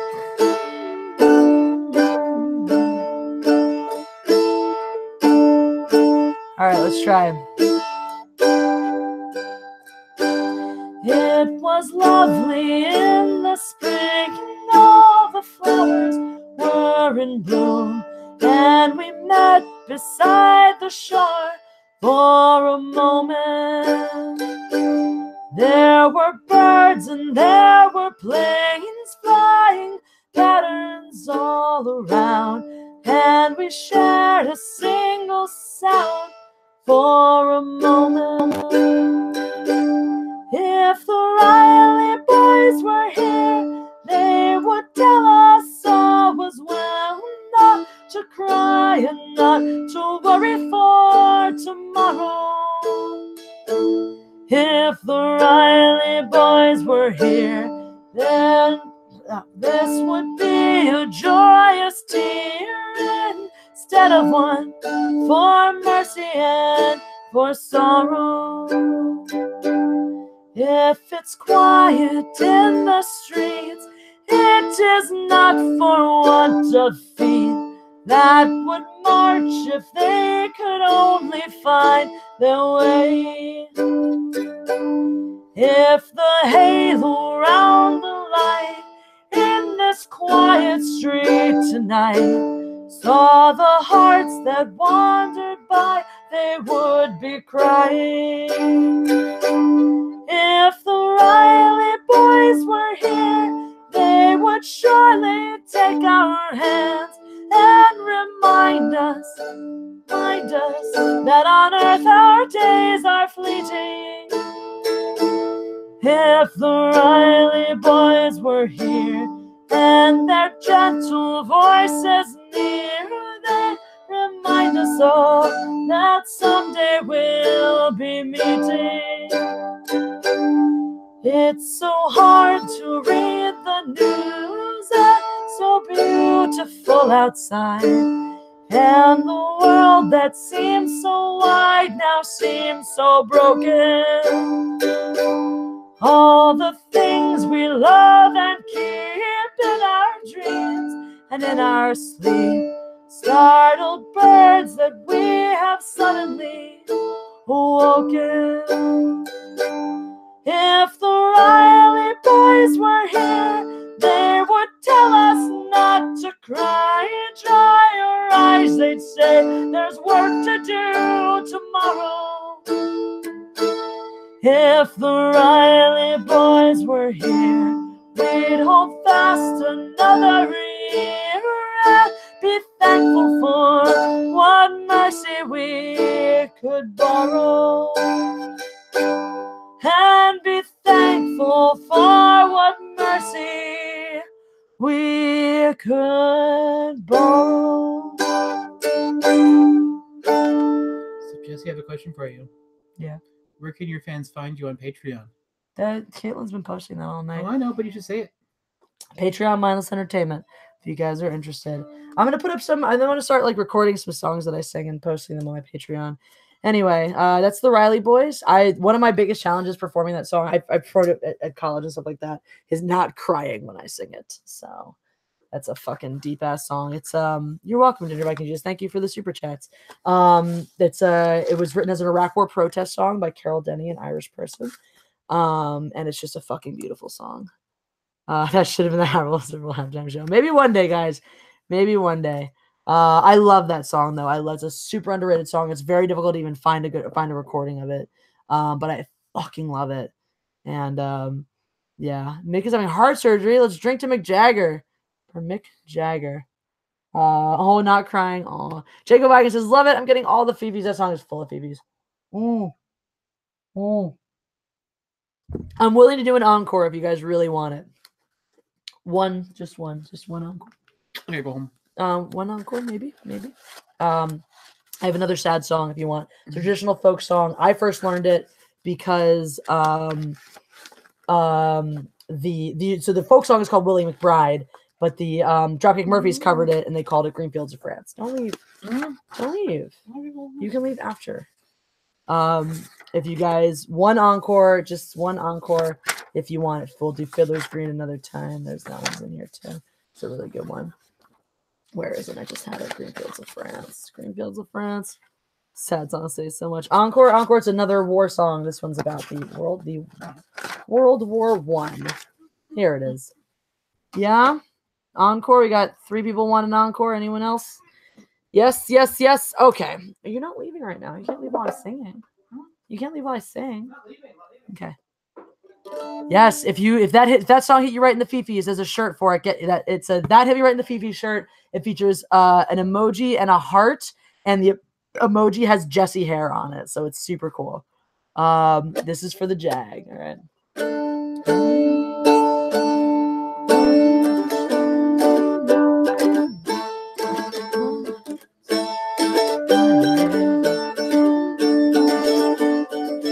Let's find my key.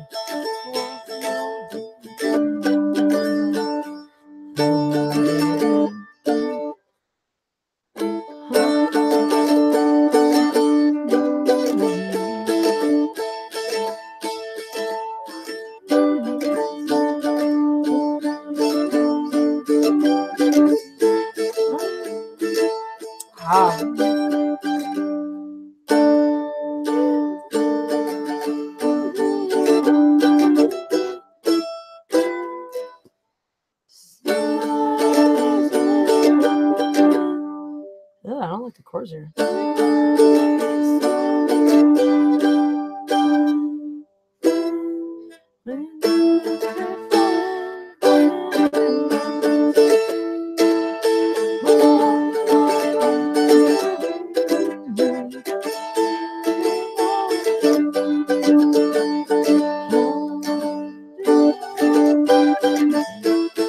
I'm having trouble at the beginning.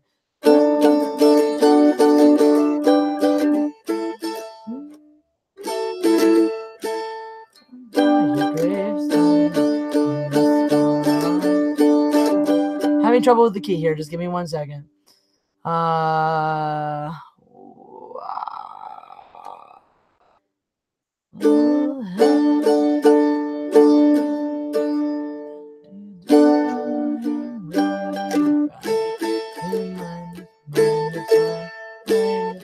Fuck! I'm struggling. I'll get there.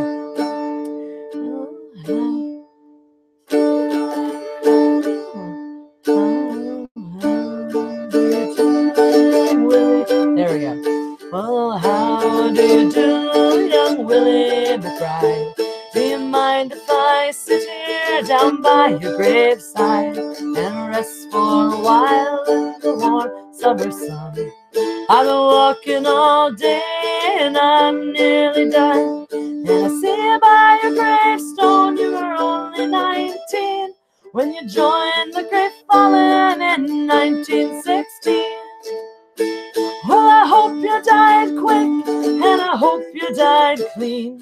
Oh, Willie McBride, what pride wasn't slow and obscene. Did they beat the drum slowly? Did they play the fife lowly? Did they sound the death march as they lowered you down? Did the band play the last post and chorus? Did the pipes play the flowers of the forest? And did you leave a wife or a sweetheart behind? In some loyal heart is your memory enshrined. And though you died back in 1916, to that loyal heart you're forever 19. Or are you a stranger without even a name, forever enshrined behind some old glass pane?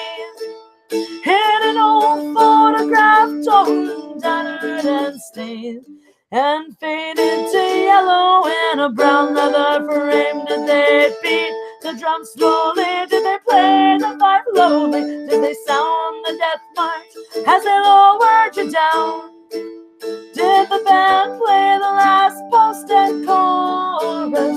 Did the pipes play the flowers of the forest? The sun shining down on these green fields of France. A warm wind blows gently and the red poppies dance. The trenches have vanished long under the plow. No gas, no barbed wire, no guns firing now. But here in this graveyard, it's still no man's land. The countless white crosses in mute witness stand to man's blind indifference to his fellow man. And a whole generation were butchered and damned. Did they beat the drums slowly? Did they play the fife lowly? Did they sound the death march as they lowered you down? Did the band play the last post and chorus? Did the pipes play the flowers of the forest? And I can't help but wonder, no Willie McDowell, do all those who lie here know why they died? Did you really believe them when they told you the cause? Did you really believe that this war would end wars? Well, the suffering, the sorrow, the glory, the shame, the killing and dying, it was all done in vain. Oh, Willie McBride, it all happened again. And again and again and again and again. Did they beat the drums slowly? Did they play the fife lowly? Did they sound the death march as they lowered you down? Did the band play the last post and chorus? Did the pipes play the flowers of the forest?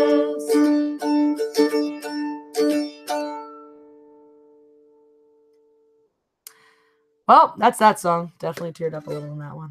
That one hits me sometimes too. So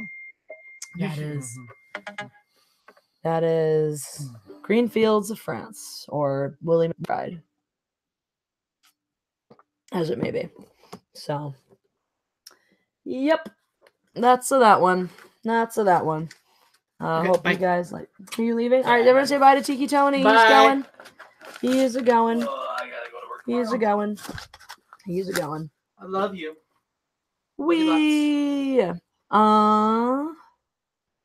Yeah, that's Caitlin said it. That hit you right in the fifis as a t-shirt for that. So go ahead and get that t-shirt. Thank you guys for listening. Thank you guys if you enjoyed it. Appreciate that. Appreciate you guys. Next time we'll make Tiki Tony sing. He's got a freaking beautiful voice. So anyway, sure, bring your guitar. I have a guitar here too. Anyway, can you do a musical live stream with Uncle Ethan? I'll talk to him about it. I'll see if he wants to do it. Huh? You have a kiddo. Yes, you do. Anyway, smash the like button. Press that like button as we do. Oh, I got a text from the property manager because presumably the guy down below complained. It's 12:15 a.m. Please leave the singing and ukulele playing for the hours of 9 to 10 as stated in the house rules. Thank you. Part of me wants to just say, fuck you, bitch, kick me out. I mean, I love Jana. She's awesome. I'm going to respond with, it's a mandolin. I am. It's a mandolin. Say yes. No, it's a fucking mandolin. It's not a ukulele. It's a mandolin.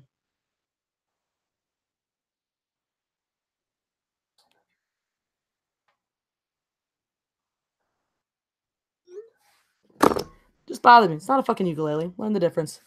Presumably the guy below me is like, she's playing a ukulele. Well, he's fucking stupid.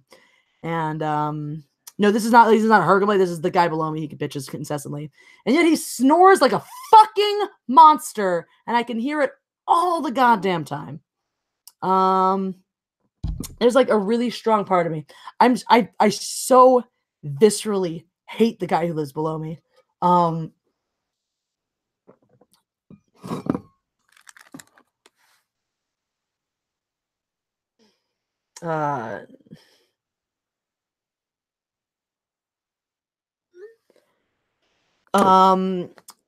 so viscerally, yeah, mandolin-splaining. I just mandolin-splain. She's so sweet though. She was like, my apologies, thank you.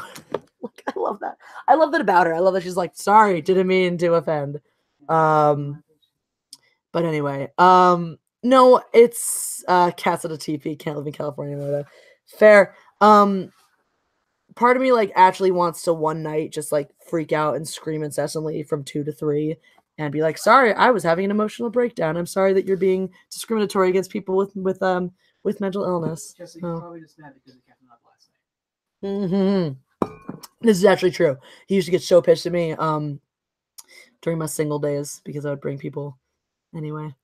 So something my dad can hear him on the second floor. Funny thing is, I was playing later than this on Sunday night, and we didn't get any complaints. So I guess he didn't have to be at work early or anything. But anyway, put your stuffed animals on the ceiling like Anna. I like my stuffed animals where they are. Anyway, that's my song and my encore. So, oh, ha, aw, I love you. Mwah. I love you so much. Good night. Wait, can I have a hug? Sure. Hold on, I'm gonna hug Tony. I'll be right back. I love you, darling. You're great. Thank you for the wine and the chocolate and the blackberries. There's more in the fridge too. I'll make sure. I love you, darling. I'll see you soon. All right. Boyfriend is going. Now time for the fun to begin. Just kidding. Ooh, great response. She said, well, I prefer the mandolin over the ukulele any day. It's a beautiful instrument. I agree. Sorry for the disturbance. Right. What a great property manager. She's like, well, the mandolin's better, so I'm less mad at you. Nah, but for sure the guy below complained. The guy below can suck my nuts because he's a fucking asshole. He's like this. I really hope he can hear me, dude. I really hope he can hear. He can make out what I'm saying. I hope he's just lying in bed being like, listening intently to what I'm saying, which is, get a room. Oh, wait, you're in a room. I'm in my room. I did get a room. My room. I just brought you guys into my room. You're welcome. I really hope he can hear me so I can describe how he's just this fucking middle-aged loser with absolutely nothing going on in his life, to the point where he has to have these little battles with me because I have a life and he's jealous, to the point where, like, the other day, it was the middle of the afternoon, I was playing the guitar, I was writing a song, and I was playing the guitar in my room, and so he plays guitar, I guess, too, and practices it and whatnot, and he as I'm working on this song, he hasn't played his in ages. I haven't heard it in ages when I've been home. And it just so happens that because I started playing mine, he gets down and starts playing his, starts rocking out at his guitar riffs. And it's like, dude, I'm so impressed with you. You can play all your lovely riffs. I'm writing music and doing something with my life. Cry about it, asshole. You work at a fucking supermarket and complain about the person who lives above you because you don't get laid. That's all. Anyway, it's just funny to me.